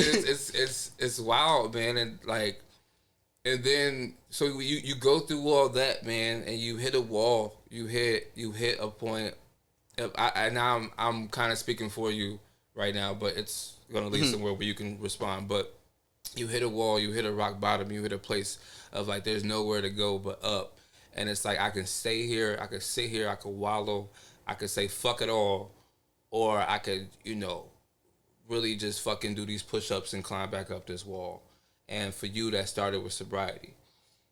Explain that. Explain that reflection process. Explain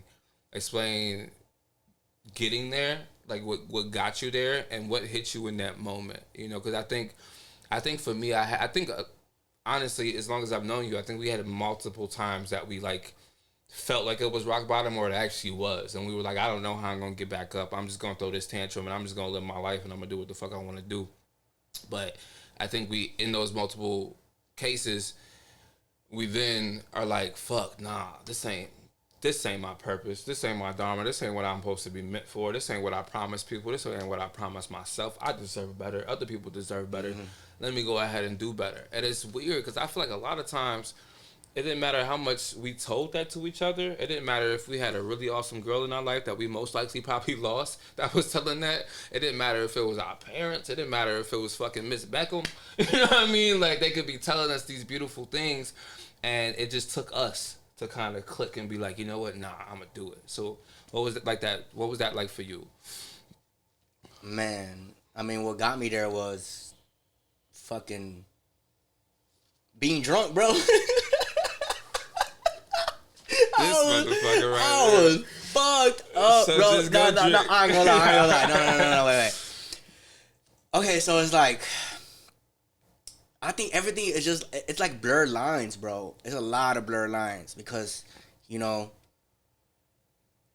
I've been knowing you for how long now? Since like 2013, 14? Nah, that's the second album, so shit. 2011? Yeah, 2011. Holy fuck. Album, yeah. So so imagine the amount of times that we were all together, we drank, we're smoking, we're doing all this shit, whatever, cool, right? Having a good time.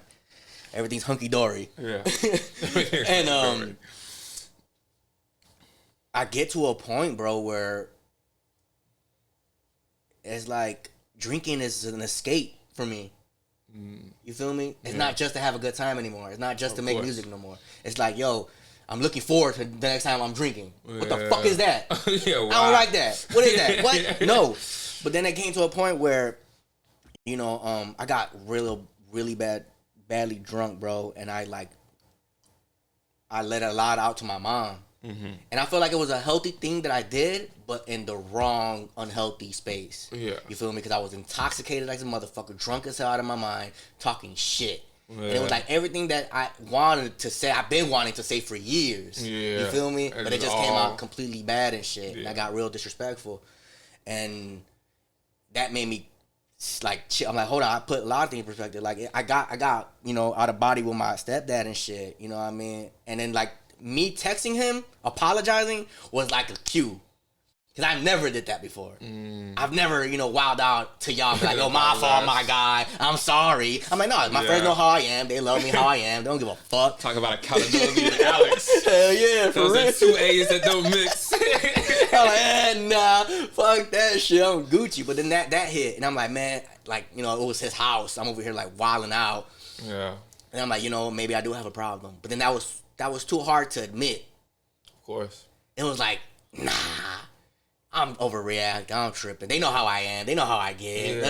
I was drunk. Yeah, I was drunk. What the fuck? Like, get drunk. Yeah, and shit. So then I'm like, you know what? Let me stop. And then I went cold turkey. And then I drank again. And then I just had a moment, bro. When I drank again, I'm like, man, do I really have a fucking problem here? Like, I can't just chill with my man's Tory and talk about music and do a music video sober. Like, what the fuck is going on, bro? Why do I have to say yes all the time? Like, you know what I mean? Knowing how I get. And it's just like, let me get down to that point of why am I getting the way I'm getting? And then that's when I stopped. And it was December 12th, 2022? 2021, I think? One of them. 2021. Yeah, 2021 to 2022. Yeah. Oh, no, 2022 to 2023. Yeah. My fault. Yeah, I'm tripping. That's how you can tell what I've been doing in my life. It's because COVID, bro. COVID be fucking everything up and shit. I'm over here like, what the fuck? But yeah, that and shit. And I was just like, yo, let me go ahead and like get down to what the fuck is going on and shit. And, you know, I did. And it was a bitch. It was the hardest thing I've ever had to do in my life, bro. I swear to God, the hardest thing I've ever had to do was to say no to drinking. Just be like, nah, I'm good. I'm good. And then I had to stop smoking too because I knew that once I started smoking again, it's gonna go ahead and chain reaction, boom, boom, boom. Exactly. I'm back to drinking again. You gotta be self-aware of yourself. So I had to figure that out. You know what I mean? And don't get me wrong, I wasn't a fucking like a complete alcoholic. It was just like, yo, I'm what I just explained. You know, I'm looking forward to drinking. I'm drinking all the time. Every time I'm drinking, I'm getting mad, and I'm just like, why is that happening? You feel me? And then like I'm looking forward to that shit all the time. I'm like, no. Let me stop it before it does become a problem. Let me figure out what the fuck's going on before shit hits the fan for real. Because I already felt like I was there. I was hitting that shit. Yeah. And I'm 28, 29. I'm like, bro, if I'm going to 30, I've seen alcoholism around me growing up. Right. You feel me? When it came to like family members or friends of the family type shit. I've seen that shit. And I've hated it all the time. So like, yo, am I really gonna like, you know what I mean? Am I gonna go down this path too? And addiction runs in my family, so facts. It's tough. Damn, I can relate to a lot of that shit. And honestly, sorry, I'm laughing at myself right now because I'm about to be like, could be me. Nah. No, but it's a shocking, bro. It's a shock too, cause like I had talked to Zahn and shit, and Zahn never thought like it was a problem like that, and I'm like, that's crazy. I'm pretty sure like none of y'all thought it was a problem like that. Well, no, cause I don't think we see the problem until the problem happens, right? And I got a psychiatrist now, and he explains to me so much about the reward system and how much moderation actually is. Like, we think we doing shit in moderation. Like, we were not in moderation at all, bro. Like, it was if it wasn't every day, it was every weekend. And like you said, it was every other day. We were looking forward to doing it. It became a piece of us. Like there was never a time we could be together without it. And it was, and what I noticed this shit with weed. Like, way before I even got into drinking, is like, first of all, that's the only reason we meeting up. It's like, and it's not even with you, but it's like people in high school and shit like that. The only reason we even getting together, the only reason I'm even seeing y'all is because it's like, who got a bag? I got a blunt. Okay, bet, let's go. And then we sitting there not even talking to each other. And then when there is no weed, we're still not connecting. Are we ever really connecting at all? Connecting to see where to connect at. Yeah, like what the fuck? Who got the weed? Are we ever connecting at all? Or this is the only reason. Like this must be the only reason. So then it made me question relationships. Like what the fuck are we really doing? And that weed shit was throwing me off. So I was like, nah, I ain't fucking with this shit. But I even see it to the day. Like even sometimes with Louis, man, he like, bro, I got this, I got that. I'm like, bro, I don't need all that. Can we just, if you want to kick it, let's kick it. But I'm cool today. Like I just want to do this. But also having that self-awareness of being like, you know, sometimes I have a problem with saying no. So you already told me what you got. I know what type of time I'm on today. I'm not even gonna go over there. I don't even want to go over there. I'm cool. And then thinking about it now, bro, a lot of the time, motherfuckers is forced to say yeah, because then that's the childhood shit. It's like, yo, I'm trying to fit in. I'm trying to be cool. I'm trying to be welcoming. I'm trying to not fuck up a good time. Facts. And I don't, yeah, and then like motherfuckers peer pressure you and don't know just how much they're peer pressuring you at all. And that's why like I want to take a lot of things that we was doing to each other.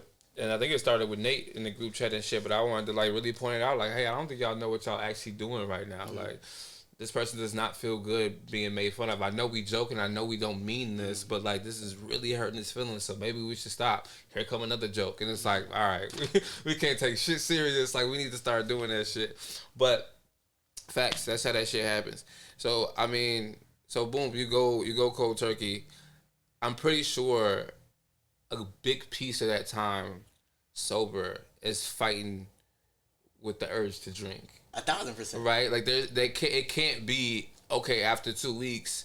Now I'm meditating. Now I'm doing this. No, right? Like it has to be a huge, maybe 3-month period. I think the urge to stop, legit stop, was like 6 months. 7 months was like already. Like, where it got easy to say no. Yeah, I'm good. I'm legit good. No, I definitely would say that's a problem. I definitely think that's 100%. But yeah, when you can't say no, that's when there's a problem. But I also think, you know, back to resistance. But also, I think a lot of addicts or alcoholics, let's just call it addicts because it's all a drug. Yeah. Fucking once you start making excuses for yourself. Like, you know, oh, I go to work every day, though. But, oh, I do this. And, oh, I just did this, though. And, no, I wasn't just drunk. And I ain't drink yesterday. When you start saying shit like that, it's like, all right, bro. Now you making reasons for you to do it, bro. Like, what the fuck? But I do believe that shit got to be on your own time. No, even if we ever seen it was a problem, nobody could have told you, hey, this is a problem. Yeah, no. And you would have been like, oh, okay, let me stop. Yeah, like, it just doesn't work that way. It's fucked up that we really have to touch the stove enough and let that shit burn the fuck out of us for us to really be like, I gotta make a change. You know, your first love gotta leave, somebody gotta die, you gotta lose the best job you ever had in your life, you gotta crash a car, you gotta do something for it to be like, oh, you know what, maybe it is time for me to make a change. But no, it's admirable of you to fucking do. So after the 6 months you said of like, okay, now I'm okay with saying no to drinking. I'm even okay with being around it. I just don't want to be a part of it. What happens then? Like, then where are we going? Now your mind's clear enough to like actually focus on the trigger, focus on where it's coming from. Now it's like, okay, now I'm clear to go ahead and start doing the shadow work and seeing where is this coming from. And what do you find? I find that it came from a lot from my childhood and shit. It came from feeling abandonment, feeling guilty, feeling fucking hate not having the answers to shit. That took a lot of it. You know what I mean? And that came from everything. It came from why relationships were going left with me. You know what I mean? It came from, you know, my past, my family shit. But then I'm asking all this shit, right? And then the answer is just right in front of me. I'm looking in the mirror, it's like, bro, it's you. It's always you. It's always you, bro. Nobody can ever answer that. And that was my biggest thing, because I used to always, it's that, it's this, it's my dad, it's my mom, it's this girl, it's him, it's her, it's everything else but me. Alex is the most perfect motherfucker in the world. And then it's like, no, bro, like that ain't it. Never get it wrong, which is a narcissistic tendency. Yes, and it is, bro, like legit, you know what I mean? It is. No, and I think the funny part about it is humans are we're so alike. I think everybody is always looking for somebody else to blame, because when it's you, it hurts too much. Taking accountability hurts like a motherfucker. Bro, it's the biggest pain in the ass. Hurting somebody's feelings or doing something wrong and having to look like at the damage that you caused and just be like, I did that. It's not like, oh, I stepped on your new shoes, but I got money to buy you some. It's not like, oh, I dropped your icy, let me get you another one. It's not quick fixes. It's things that you actually probably, you know, people are probably still working through, or things that you probably put yourself in deeper, or people that you're never gonna get back again, and you have to live with that shit. And to sit there and be like, that was my fault and nobody else's, that shit hurts. It's too hard to see. Do you go back in this stone cold sober moment to have those same angry conversations that you were trying to have drunk? Do you go back with your parents and be like, hey, I know we already spoke about this and I already said sorry about it, but I want to try this conversation again regularly? Or even if it was with a girl or with one of us. Just because how deep of the conversation was, no. Because I said everything I had to say and shit. Okay. And just, you know what I mean, they received it, but it was just, it was the fucking, like, the how can I explain it? The problem was the animation of it.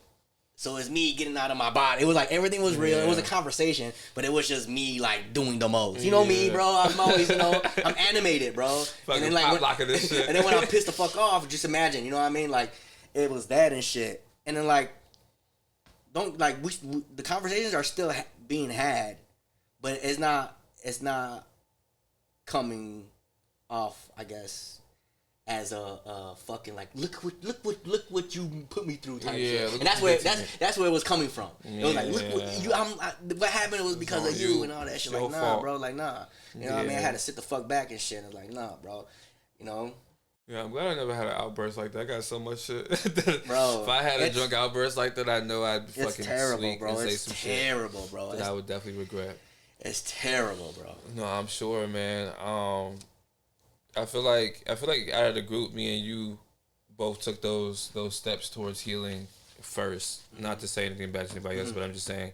So like we're very similar in those ways, and it's funny because I feel like at one point I was like, doing Muay Thai and listening to all these crazy like awesome spiritual podcasts and really finding myself and like really coming, and like you were really down here like I don't know where the fuck to go, and then I came down here and you were like, yeah, I'm just fucking sober and I'm cool and I'm just trying to figure it out. And I never forget there was one time and I was really fucking sad, dude, and I think I was actually sober. I think I was waking up from being drunk. I had no more alcohol on me.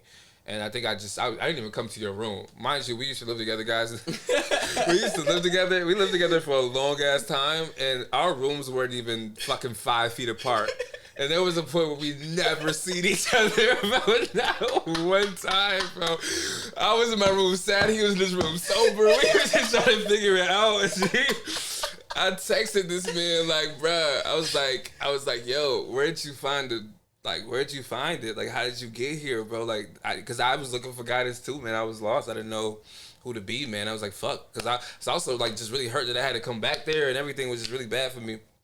And I remember you were like, man, a piece of it was you, dude. Like, you sent me all these cool-ass podcasts. Yeah, you were just in this super growth spurt in this super way. And I was like, you kind of seen that. And it was like, yo, I'm going through all this. Let me take heed to that. And it was funny how we kind of switched fucking sides and shit. But also dope that we both kind of ended up on the same path of like trying to grieve, grind, and grow at the end of the day, and trying to regulate the nervous system. Yes, that's all it's really about. It's trying to regulate your emotions and actually cope with them and understand where they're coming from. And that's why I get so frustrated when people don't want to fucking talk to me, because I'm like, bro, I'm not trying to fight, I'm not trying to argue, I'm not trying to trigger nothing. I just want to tell you how I feel. I want to listen to how you feel, and let's just fucking figure it out. But I realized like how far gone that is from people, and how far gone it was from us. Like actually having a real conversation. I was like, hey, I really didn't like that you did that. That was fuming us and turning to whole fights. Maybe because we had alcohol in our system. Maybe because we were dealing with something else. Maybe because it's like, I feel like you're attacking me right now. But all of the above, bro. But we couldn't even find the words to say, hey, I feel like you're attacking me. Can we like sit down and try this differently? Hey, I'm drunk right now. Can I talk to you tomorrow? Like, we couldn't even find little sayings like that. And it's like, it just shows just how far we had to really, really come. I feel like for a lot of people, it's like, that's fucking common sense. But it's like, it's not. Like, it's not common sense at all. How much you think being from the city takes a part of that? A huge piece. I think we're in a huge trauma bond with our city. I think, I think now we're like really on some, if I had a chance to leave, you give me $1 million, I'm out of here. Yeah, you know what I'm saying?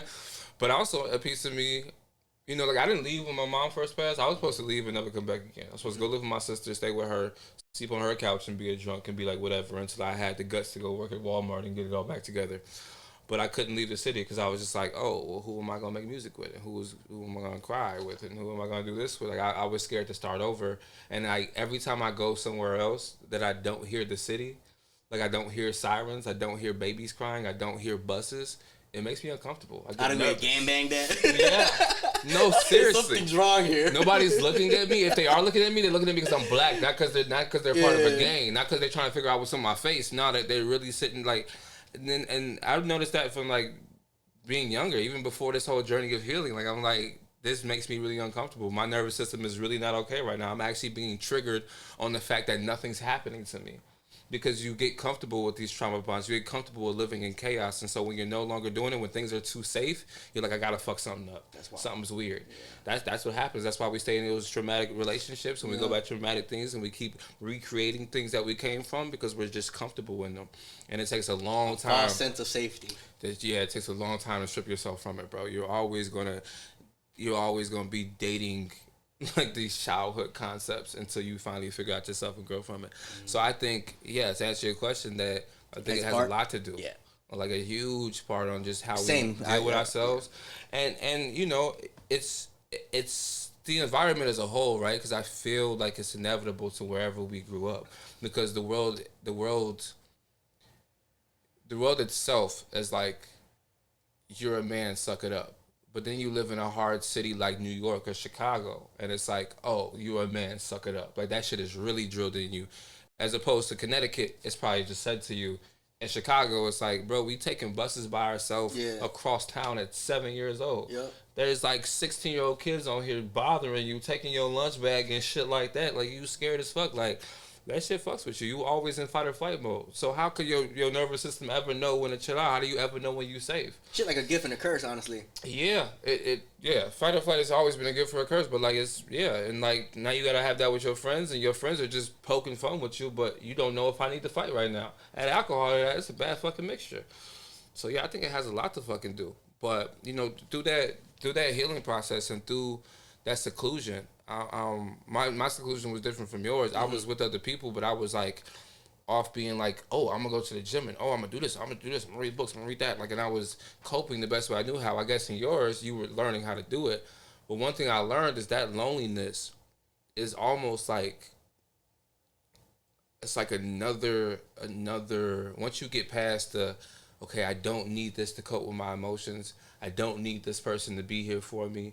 I can do this on my own. Now that loneliness is like another fucking boulder you gotta push and get comfortable with. It's almost like you chisel at it and make it a sculpture for yourself to like sit on your fucking desk. Like, but you take a long time sitting there being like, okay, I gotta be comfortable being alone. And with that being alone comes this like huge ass, like we said, looking yourself in the mirror and being like, yo, this is my fault. And like more than half of this trauma is not my fault, but now it is my responsibility, and I have to do something about it instead of reacting and blaming everybody else for it and making other people accept my bullshit. Man, bro, I just heard this one thing on a fucking podcast. He said nobody should walk around with triggers. It shouldn't be like, I got a loaded gun, everybody watch out. Like, you shouldn't have, like, it shouldn't be everybody else's fault. Everybody else needs to tiptoe around you because your gun's loaded. Your gun shouldn't be loaded to begin with. You gotta let that shit go. You should be walking around with a loaded gun. What the fuck are you doing? You're the problem. You're the safety issue. We're not the safety issue. Like, just imagine that. I got this loaded gun. Don't talk to me crazy. I might shoot you. Like, how does that sound? Yeah, it sounds insane, bro. And that comes with a huge ego death, bro. It's a huge ego death. And that's what it is. And I think that shit is what hurts the most. And I think that shit comes with a lot of shame. And shame, I think, is the lowest thing you can ever feel, bro. It makes you, it's so embarrassing. You start to look back at things. You're like, I can't believe I said that. I can't believe I did that. Like, I don't want to be seen. That's what locked me in the room. I was just like recluse. I don't even want to be seen. It's different when you're shaming yourself. Yeah. Because other people shaming you, like, I mean, that's like the normal, I guess you could say, right? People saying, oh, you should be embarrassed or you should have shame, da da da. But like you, like acknowledging that, like, damn, I'm ashamed of myself. That shit's embarrassing. Yeah, you just gotta do this. You're a turtle now, dog.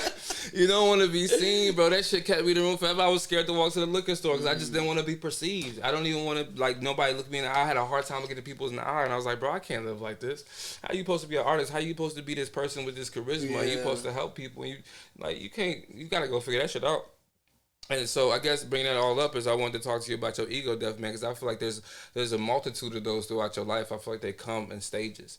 You know what I mean? I think there's that puberty one. I think there's like the natural ones that just come with growing up, and then there's the ones that like you have to come with like with relationships, or come with substance abuse issues, or that come with realizing like, yo, my parents were just kids, or like realizing, you know, like maybe I just wasn't the best at that job. You know, I didn't get fired because I wasn't cool or wasn't that, or I did get fired because I just wasn't good enough, and like I got to be cool with just not being good enough. You know what I'm saying? So how did that ego death work with you being alone and sitting there sober, no way to cope with like, hey, I'm not good enough, or I feel that I'm not good enough. Not that tears, bro. Tears. A lot of tears. Tears, bro. Tears. It's like, funny how we purge like bro, that. Crying like a bitch, bro. Like legit, because it's like damn, bro. Like, I mean, your ego is there to protect you. It's there to, you know what I mean, do what it does. But then sometimes that shit is protecting the wrong thing, and it's fucking allowing you to become something that you're not supposed to be. Yeah. And shit. And that's when you have to like, you gotta like, you know what I mean. You gotta take control of that shit, man, because ain't nobody gonna do it for you. You know what I mean? Nobody can check your ego. And then not only that, you're always gonna be around people who's gonna like, you know, fucking massage that ego and, you know, give you the good shit. You want to feel good, you know what I mean? Like, everyone wants to feel good and shit. But then it's like, bro, like, hold on, this feeling good isn't good for me. Yeah. So then what? So now what? So then, like, bro, a lot of tears. But like, when you, the easiest way I think to like process, or not even like, because I hate when people say kill the ego. You need it, like you said. It's there to protect you. Yes. It's built over time in our whole evolution. And I don't think you should kill the ego. You got to find a way to like understand it and see how it controls what it's controlling. Yeah. And then find a way to be in control of it. Yes. Yeah. Become best friends with it, and know when to play the card, I guess. 1,000%. Yeah. Now the ego thing is, it kind of, it's kind of when it's gone, you kind of do lose. It kind of like it's an identity crisis. I think. You know what I mean? I think what I lost, I could speak for myself, is my self-importance. Okay. Yeah. Yeah. Exactly. Like, yeah, and I think self-importance, like, you mean less, and when you mean less, it's like your identity is. And that doesn't mean I don't matter. Yeah. It's just like, bro, I'm part of this thing with everyone. Facts.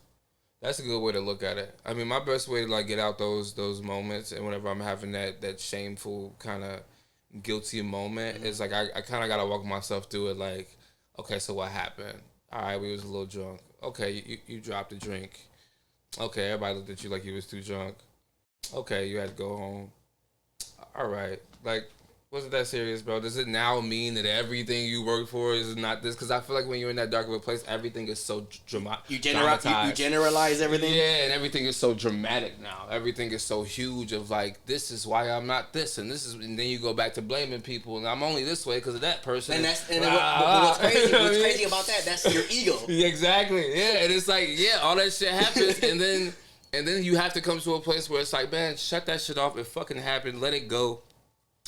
Fuck it. I accept it. It happened. Now, either I never want that to happen again, or I'm cool with it happening every once in a while. But, like, that doesn't have to be who I am. It doesn't have to be the end of the fucking world. Like, and I think that is the piece of the ego death, right? It is the piece of just that acceptance comes with that ego death. But that shit fucking hurts, man. And I don't know.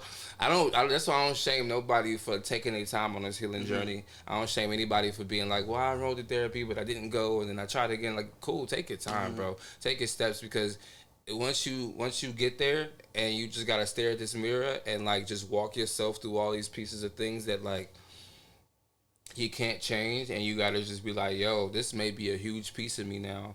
And it's going to take me the same amount of time it took me to get here as the same amount of time it's going to take me to get out of it. So now I'm fucking 24 trying to change this bad habit. Bro, 1,000, and then, like, just to fucking emphasize that, like, I didn't hate it, but I kind of felt bothered by the fact that just because I'm getting sober and I'm, like, trying to heal this past trauma shit, all this shit that I'm going through doesn't mean that I figured it out. Oh, yeah. And I feel like people do that. People are like, oh, This nigga went, he went sober. Oh yeah. He went sober, so he good now. Like, no. Oh no.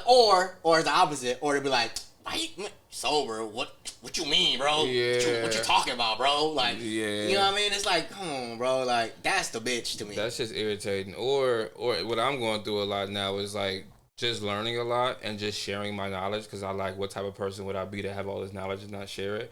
And people like, you think you the all seeing eye, you think you know everything, you must be perfect. It's like, no, I'm still going through. I just learned this today. I just fucked up on it. I just did it. Like I just made this mistake.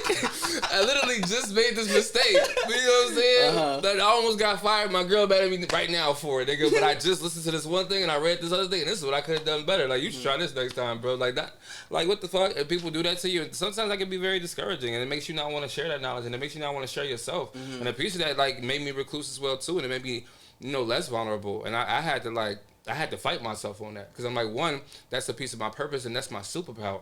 It's the reason why I'm able to make all these songs and connect with all these people is being vulnerable. So if I let these people like, shell me and put me back into me, I'm already doing that enough myself. I can't let y'all do that shit too.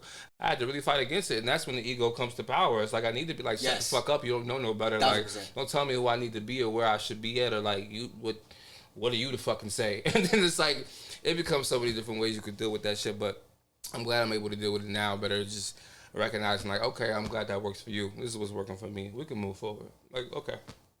Just kind of okay. It just is what it is. You have control on what you're investing in. But yeah, that's what I say. Everything is transactional these days, bro. It's really not worth. If it's not worth my energy, I'm not doing it. If it's not worth my money, I'm not doing it. If it's not worth my time, I ain't doing it, bro.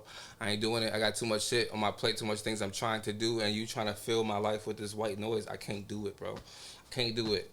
And that's why these days I just be sending people songs, podcasts, books, and be like, yo, read. Go figure this out. I'll love you later, dog. I ain't got time for none of that shit, bro. That's raw. Fucking coming to the end of the podcast. Almost 3 hours, like you said it was gonna be, man. What'd I say? Man, I wanted to pick your brain on love, man. Let's go through some love talks, man. Okay. Are you seeing anybody now? Anybody want to shout out, man? No. Anybody you want to say? Nah, I'm good right now. Teresita with the. I haven't been intimate like in 2 years, bro. It's about to be 2 years. Intimate? You mean like you haven't went on a date or laid on the couch? Look, I ain't smelt the girl. I've just been keeping it like. I mean, it's bad. It's like. Kind of bad. It's just sexual, bro. But my goal is to find someone and shit and settle down and like chill. You feel me? But I just got to be in a position to go ahead and do that. And I feel like I'm not in a position yet. Nah, and I appreciate that, man. I said this on last podcast. Well, it won't be the last podcast when y'all hear this, but we were talking about the importance of taking your time and. Even if you didn't come out like the worst relationship, there's relationships that I feel like a lot of people think nowadays there has to be a screaming match and like it ain't gotta be that some terrible shit. No, but there's breakups out there that are just mutually like, hey, this didn't work and it only lasted a year. People, but there's a lot to grieve or you there. Chlamydia.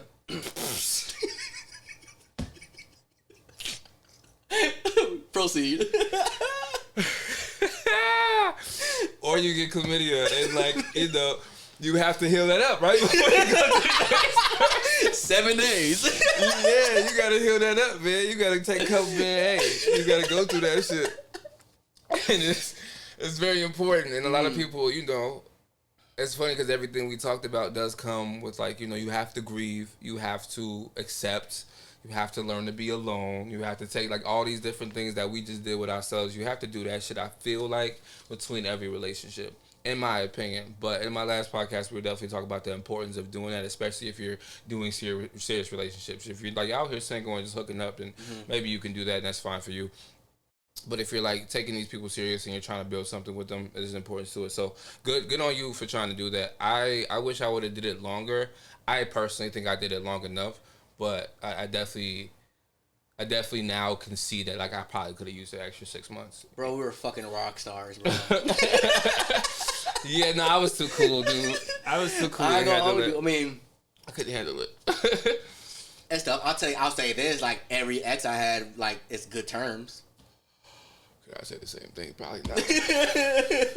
So it's like, I'm not a bad dude. It's just, I'm just a dick sometimes. Well, I was a dick. I was a dick a lot of the times. And Nah, shit. yeah, and I I'm still a understand. dick. I understand. I mean, I'm human. I'm still a dick. I'm still Yeah. gonna get it wrong. And, there's a sprinkle of narcissism there, but Yeah. I can't. I'm putting that shit on check. No, and shit. And shouts to you for doing that. And I've learned a lot of stuff about me and why my relationships went left and what I did to make them go left. And when I'm ready to go ahead and bring someone into my life, they're gonna get the best version of me and shit.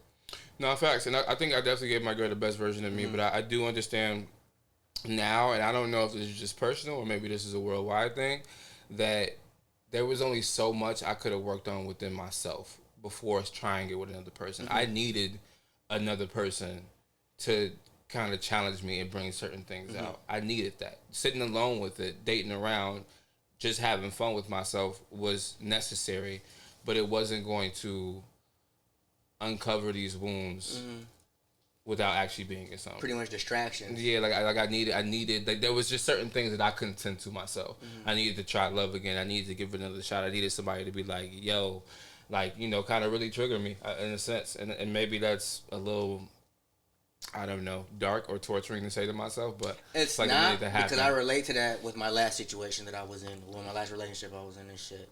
And like there was a lot of stuff that I was doing, not even knowing I was doing. And I've been doing it for like a lot of relationships. So then that's like when I got sober, I realized that. Yeah. I was like, yo, why, I'm treating this person good. I'm treating this person right. You know what I mean? I'm spending time with them, spending money on them, doing whatever the fuck it takes to go ahead and, make them feel, good and happy and all that shit. Yeah. But then You're doing the bare minimum or what it looks like, yeah. Yeah. So it's like, hold on, but why is this, something's not connecting, it's repetitive too. You feel me? And then it's like, it ain't them. Because at first I was like, oh, it's their fault. Yeah. These girls are hoes, or, you Yeah. throw that shit out there like that. But it's like, wait, hold on. It can't just be all of them, bro. Like, something got to be going on with you. And then I figured that out. You feel me? It's me when I'm drunk. It's me, you know what I mean? Like, they're seeing versions of me where they're probably like, I didn't know this motherfucker was like that. Like, damn, when he's drinking, I guess he turns out like that. And I'm over here like, damn, who would want to be with someone like that? You feel me? Like, no one's gonna feel safe around that and shit. And that's how I was. You feel me? Every time I got the alcohol in me, I'm a threat to everyone. No, facts. 100%. And I could definitely relate to that in many different ways. Like, I guess the saying still goes, man. If it's everybody else, then it must be you. Yes. You know what I'm saying? And like, I remember hearing that poem. I showed it to you. It was on the RB Marcus podcast by NQ, I think. Shouts to y'all. But he was like, I was tired of making the same mistakes with different people, and I was so like on that idea before I ever wanted to get into another relationship after my last. I was like, I just do not want to create the same thing again, because it was kind of becoming a pattern. They weren't all as bad, and they didn't go that way. Like, actually, none of them went that way, but like, in a way, I could just kind of see, like, there was just something there that was like, man, it can't be all them, can I pick out the pieces? Yeah, but it's also, like, you're going to keep dating the same type of people, too, if you don't figure out what's into you. So maybe it is all them, but it's what's in you that keeps making you attract these type of people. Like, why are you always going after these people? Like, what from your childhood is making you cling on to this type of person? Or what from this age is making you click on that. And once I realized that was a thing, I was like, oh, I really need to settle on. And then to bring it full fucking circle, I'm doing X, Y, and Z, aka the most, but it's because of my abandonment issues. Yeah. You feel me? It's like, I don't want to be that little boy that my mom forgot to pick up at school because she was dating Renee. You feel me? No, and it's like that shit carries on and shit. I'm never gonna allow myself to be that way. That's my ego protecting me. It does, man. It does. And I'm man, shouts to my girl, because I love that we can make jokes about it now. Like, we see it in each other and we make jokes. Like, I'll get up and go to the bathroom. She's like, where you going? And I'm like, can you say abandonment issues, dude? Like, I gotta pee. Like, chill the fuck out, bro. And, it can arise in ugly ways, too, but it's a beautiful thing, man, to have a person to build with like that. What are, I guess you're kind of already saying it, but, like, what are some, like, clear trials and tribulations you went through in the past in your relationships? Or some clear things from those past relationships that you're trying to work on. It's like, of course, we have a never-ending list, right? There's always going to be another boss. So maybe there's some things that you just know, like, I at least need to get these two things in order before I ever try again. Or, if you want to just share some trials and tribulations, however you want to answer that one. I don't know. I feel like I put a lot of pressure on my partners with my fucking career and shit. So it was like, it's like, oh, you know, if you ain't a fan of my shit, it was always a connection. It had to be a connection with it. If there wasn't a connection with it, then I felt it was fake, and it shouldn't be that way. You feel me? They have to love my music. Yeah, or they just have to have listened to it, and if not, you don't really love me. Everything you're saying is cat, because it's like, come on now, what the fuck? But it's like, bro, it ain't gotta be that way and shit. Or because the reason why I say that is because I've had both. I've had somebody that was really into my shit, and then somebody that was like, I don't really know what the fuck you're doing, type shit. Yeah, like, I'm not really aware. I still like you for you, but I don't really listen to that shit. So it's like, all right, but, and it's just that, not to conflate that shit. It's just like, I can't. It got to be somebody that's just cool as hell. And then with my shit, it's just like my fucking trust issues. You feel me? That's what it was. My trust issues and my abandonment issues. And then like, I know I checked my narcissistic behavior, but I had a huge narcissistic problem where it's like, yo, it's my world, you just in it. You feel me? And then like, what also fed that was, you know, they would agree to that shit. You know what I mean? They'll treat me like a king. They'll treat me that way. But then I'll take advantage of that, and then I'll start cheating, and I'll start wilding out. Advantage it's like, key, it's like you know? it's like, nah, bro, that ain't cool and shit. Like, you're bogus as hell. So, yeah, those are like a bunch of good eggs. And then like to get me back on again, to like on some like, yo, I want to see somebody else.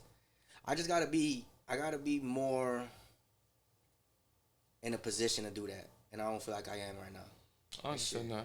When it comes to everything around me and shit. And then I had this, it's crazy because I had a conversation with my uncle, and my uncle was like, bro, you just got to get into it, bro. Like, fuck all that. You're putting too much pressure and you're overthinking. Yeah. Like, you just got, you know what I mean? You're 30, you know, like, you got no kids. Like, bro, you're there, bro. Like, what's up? Like, you can have anybody you want. You feel me? And I'm like, yeah, true, but yeah, no. I'm not trying to get into that jam. Not only that, bro, I ain't gonna hold you, bro. Growing up, you also see like fucked up situations. Yeah. I.e., my fucking parents were the biggest one, but like, you see people settling for shit. You see people fucking not settling at all, and they're just out and about, and they're like, bro, you fulfilled? And then you see people fucking settling and getting treated like shit. You're fulfilled, and it's just like, I ain't trying to do that shit either. You're not trying to do it. And then I'm also trying to bring my kids to a place like you just said. You know, I'm trying to have these. Like you just said, how you expounded on, like, yo, having that grown and having that fucking maturity to go ahead and that growth and that healness to go ahead and share that shit with your child and shit. Like, I want the mother and my children to be on the same wavelength too. Facts, man. And you saying that, man, I relate to so many things you're saying, and it's like, it's actually making me like reflect on myself and being like, damn, you know, I probably had some of those tendencies, and like, you know, I'm just kind of running through it in my brain. But at the same time, and after doing so much learning, and I'm still doing so much learning, and like hands-on learning, and actually reading books and listening to podcasts and shit like that, I feel like there is no perfect you to bring to the table, and there is no perfect person to find. I don't feel like that's necessarily what you're saying, but like in the same token, it's like, I too was gonna do that. I too was gonna step back and be like, you know what, I'm just gonna be by myself. I don't want to do nothing. Like, I'll go out every now and then, but I'm not even looking to go on an ice cream date. Fuck that. And my therapist was like, no, you should date. You should take your time. Wait till when you're ready, but you should put yourself back out there and be yourself, because it's gonna help with the process of healing and getting to know yourself, and seeing that what you went through, like you said, looking at all these people that settle and shit like that, seeing that what you went through doesn't always have to, one, be that serious, and two, it doesn't exist everywhere. Like, it's not just because I feel like we go through really traumatic situations and just like put that off on people. Yeah, you're like, right, and then you're like all women are this, all men are that, and this is never gonna happen again. Yeah, and I'm never gonna let this. Nah, fuck that. I'm never falling in love again. And so I'm glad I listened to it with that, but. Also, in my relationship now, and like everything we're talking about, I can like point out, I can tell you a million different things of like what needs to be better and how many things I just resonated with, and so on and so forth. But it's like, I don't think there was ever going to be a right time for either of us, for her, for me, and with different people. Like, even if me and her didn't get together, even if we got with different people, I don't feel like there was a perfect person for me to bring to somebody. Like, I think I was still going to show up with these flaws, with these insecurities, with these edges that needed to be, and I think that's how you approach things until you're in the thing. You feel me? What you mean? Like, you're hesitant, you're reluctant, you're scared, you're all this shit until you're in it, and then you're like, okay, I did all this work. So how do I channel that into the situation I'm in now? Now that we use and it. shit. Now, and yeah, because it's like, are you really healed if you're avoiding living life and finding love and doing what you got to? You feel me? Yeah, and I guess that's what I'm saying with the relationship thing too, man. It's like there's only so much you could do by yourself, and like you got to get into that, and that's how you kind of know you're healed and when you're ready. And sometimes you get into something and you like open up thing, you're like, you know what, maybe I wasn't ready. But as you go through that, you realize that like there's just so much shit that you're just not ready for, and that's you just have to have a person you're gonna work it out with together. And it's, I guess the time you spend alone is being okay with if we can't figure this out together.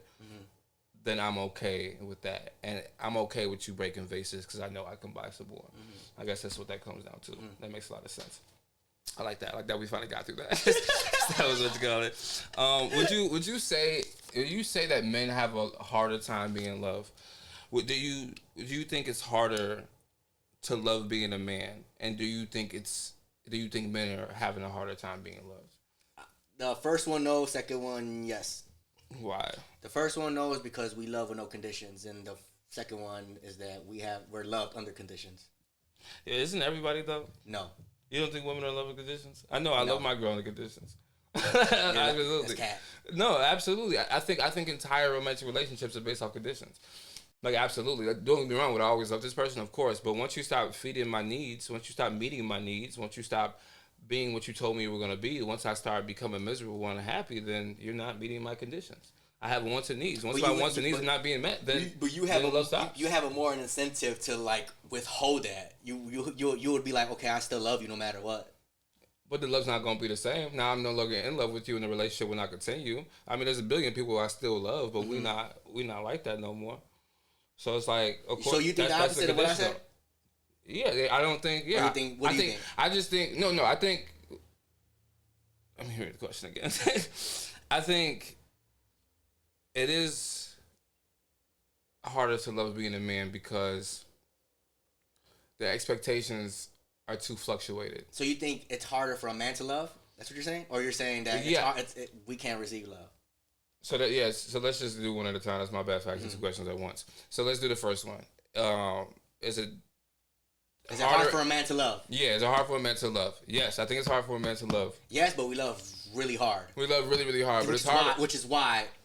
That's the reason. Because of that sake, but I also think it's because it's the fluctuating expectations of our love, right? And they change with everybody. Everybody's different and sees love differently. But I think the expectations on a man's love is too high, too often too high. I think with women, they may get an easier, like a woman just needs to, pick you up from work, feed you some food, fuck you at night, and she loves you. A man needs to do 1,000 times more than that for you to feel loved. Maybe because of accessibility and how she can get it anywhere, but then it's also like, the expectations of you need to be soft and gentle, but you also need to be hard and protecting. You know what I mean? And it's too confusing and it's too many places to go. So it's like with a woman, it's just a straight shot. Either you do or you don't. This is what it looks like. This is what it doesn't look like. With a man, it's just a million different ways that it can look like and a million different ways you can go about it. And it's like we have a hard time fitting into like exactly what that looks like to everybody. And I think it's different for everybody, mainly because we're men. As for women, I think there's a lot more similarities. Women may have like 3 different types of love, as where men have like a million different types of love. One woman may just need you to pay the bills and now you love me. Another woman may need you to beat this dude up. Another woman may need you to do this. Like, you know what I'm saying? Does that make sense? And I feel like that's why it's harder for love. On top of that, we are not allowed to be vulnerable. So when we are vulnerable, it takes a lot for us to get out of that space. A lot for us to like actually present ourselves in a vulnerable space all the way through. But then when we get there, bro, our love is fucking strong, dude. Oh yeah, it did. I'm not saying it's not strong. I'm just saying it's harder for us to get there, right? Because we have to chisel through all these years of you can't be vulnerable. It's harder to get there, but when we're there, it's fucking wild. Yeah, it's actually crazy. It's wild. You're not gonna say me back, but I love you. I look past the chlamydia. I'm never gonna get over that. Oh my god! What I'm cured, by the way. I was just fucking them girls. I was gonna get right back. I'm cured. I'm good. Oh damn, bro. Is there any point that I wanted to give up on love with you? That I wanted to give up on love? Yeah, is there any point where, like, even, after cheating situations, whether you cheated or somebody else cheated or really getting your heart broken, is there any a point? They always say a man falls in love once and then he never goes back again. I don't believe in that shit. Maybe because I just haven't had that experience. But any piece of you ever just wanted to be like, yo, this is just not for me. I'm going to just focus on my music and be a bachelor? My ego be on that, but like me, I'm never gonna give up on the, love, bro. Like, like that's bro. I can't give up on that. I feel that. Like, there's someone out there for me. I got a weird question. At what point do you think one or yourself feels worthy of love? I mean, I feel like through all we talked about, through that seclusion, through those ego deaths, through those, looking yourself in the mirror and taking that accountability, feeling that shame, feeling that guilt, I think we start to feel like we're not worthy. And I think that's the piece of the work that we have to do is coming back to being like giving ourselves grace and being like, yo, like, it was just a bad night. It was just some bad decisions. I can be better. I still have a lot of time. But I think there's that point of like, I'm not worthy of anything. I don't want to try anything. I don't want to give myself to anybody. And I could just be speaking to myself. But I know other people have felt this way. And I don't really remember what made me feel worthy again. I think I had to do a lot of affirmations, a lot of talking to my therapist, a lot of just coping with my own mental, and just a lot of reasoning and acceptance with myself. That's why you bring that up, because I battle with that every day. And still? Mm-hmm. What is it? How do you get through that? And, like, how does it look for you? I try not to, like, really, like, overthink about that. Because what gets to me is like, yo, can I be there for somebody like that? You know what I mean? It's like, am I worth? It's that whole worthy conversation is a fucking tricky one, because it's like you always. To me, I'm always gonna have that until I'm probably like proven otherwise. I guess you're always gonna have that, and I feel like that's the fucking like the motivation to fucking make you become better and want to do better and shit. Yeah. And but that shouldn't lead for you looking for validation about that. Like, you're still worthy. But it's just like, yo, for someone else, it's tough, you know what I mean? Because you want to be worthy to somebody. Yeah. And it's just a bitch when you feel like you're worthless and you're just like, man, no one's, phone dry as hell. It's like, damn, what the fuck? Like, holy fuck. Literally. It's a bitch. And that'll fuck up somebody's head, you feel me? Nah, like, bro, your phone being dry, you're like, you ain't talking to nobody, which is what, like, bro, it's been sitting like, out at lunch with your homies and everybody on their phone. It's been like that for me for the last year, bro, and I'm like, legit, that's why I said I had no intimate, I haven't text a girl like that for a whole year. Nah, I feel you. Me? And it's a weird, I'm still new at it, it's weird, because every time I do conversate with a shorty, it's always, a mutual sexual thing and shit. But like, sometimes you be like, man, is that all I'm good for? Type shit. But then you don't want to really bring that up though. Of course, because as a man, you can't say stupid shit like that. Yeah, so like, what the fuck? But what Absol saying that double standards. Yeah, nigga, you gonna get this pussy or you a pussy for real though. You can't do shit like that. Nah, I feel that though. Like, I'm always battling with that and shit. Yeah, it kind of piggybacks on loneliness as well too. Mm-hmm. Yeah, I think I go through spurts of feeling worthless too, and feeling like not worthy of love. Sometimes I'm like, I just don't deserve this. Sometimes it's crazy because sometimes it comes in times of when things are really good. Mm-hmm. Like when me and my girl having a really good week, and like I just made so much money, like at work, and like, oh, this happened, and my new favorite movie is coming out, and like I just made, like, everything just feels really like warm and cool, and I can't believe what I did for myself, and I'm like, I don't deserve this shit, bro. Like, what the fuck am I doing? Like, I don't know where there's no guilt attached to that. There's nothing that I'm doing where I feel like fuck, I don't deserve it. It just, these random voices in my head come to me and tell me I don't deserve it. It's weird as fuck. It's absolutely weird as fuck, and I don't know what that is. I don't know where it comes from. And then there's moments where like things just go really, really bad, and I just be like, damn, I don't think I deserve half of what's going on. But then when things go bad, I'm also sometimes being like, I don't deserve this either though. Like, what the fuck? And it kind of leaves you in limbo, and you just kind of start to becoming like numb, and like that's not a good feeling either. So I'm still orchestrating it too, and still trying to maneuver and navigate through my feelings and exactly where the fuck that's coming from. But me and my therapist still haven't figured it out. Yeah, because I never want to be closed off to the possibility of love and finding somebody for me.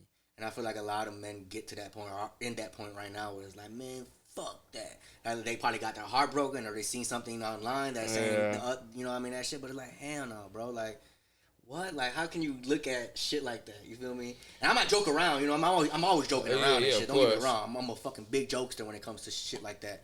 But like at the base of it and the root of who I am and shit, bro. Hell no, bro. I'm always open to love and shit. I'll be doing me a disservice of my healing journey. Facts. And closing that off. I mean, it's just a service to everyone, including yourself and your purpose on this earth in general. But I ain't gonna hold you. If this one don't work out, then I'm fucking done. I am absolutely and then, done. Okay, and then like to even bring that side up, I'm also okay if that nothing happens. You feel me? Yeah. Like if I do end up, you know, alone and shit, I'm okay with that too. You feel me? Yeah. Like it's all relative, and you know what I mean. It all depends, bro. You feel me? But I know for a fact I'm good. Like right now I'm good. I love that for you. I love that for you, and that's how it should be. Yeah. Should be comfortability with whatever's 1,000%. coming. That's fucking awesome. It's just I just hate when, you know, like, I know it was a question, but I hate when that conversation comes up because I always get pressure when it comes to family about that. Oh, of course. When you gonna find somebody, when you gonna bring somebody home. It's your time already. I'm over here like, I understand that, but it's like, you know what I mean? No, and they don't understand that. It's not for them to understand. You can explain yourself and keep moving, or you don't really owe them nothing to explain. That's like, hey, you could just hear that, let it go through one ear and out the other. Yeah. With things like that, I always get people like, yeah, I hear you, bro. I'm trying. I got you. No, I don't got you, bro. It's never that happened. I know what journey I'm on, bro. Like, fuck all that. That make a lot of sense, man. I feel that, bro. Well, shit, 3 hours, man. Coming to the end of the podcast, bro. We got a part 2 of this shit. We got a part 2 of it? You got more to say? We got a part 2 of this shit, dog. Well, you know, we end with some lighter questions because we always not fucking feelings. But honestly, it's crazy because I made these questions a while ago when we were supposed to do this podcast. So I think they're still very on point, but these last ones are not. So I got to skip through some of them. Then I'm going to say, if I could give you $1 million right now, what would you do with it? Leave the country. Yes. You going to leave it there? Anything else? No. Leave the country. And I'll do what I got to do. And what are some of your goals for the next 5 years? That's tough. You can give us like 3. Album number 2, that's on top of it. Low key, figure out this rebrand with Trustside, and I wanna say just on some lovey-dovey shit. I wanna find the one. I hope so. I want to find the one on a red pill. Guys are like, what are you talking about? The one. There's many. Nah, there's only one for me. She's somewhere out there kicking a soccer ball. I'm dead. She knows what she is. Kicking a soccer ball. It's that stupid ass, bro. You slow. I'm just having fun. Man, last but not least, you know how we ended, man. What is something you want to leave with the people? Mantra, advice, joke, anything.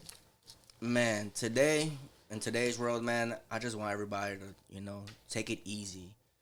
You know, this fucking place is chaotic. Life can be chaotic, you know.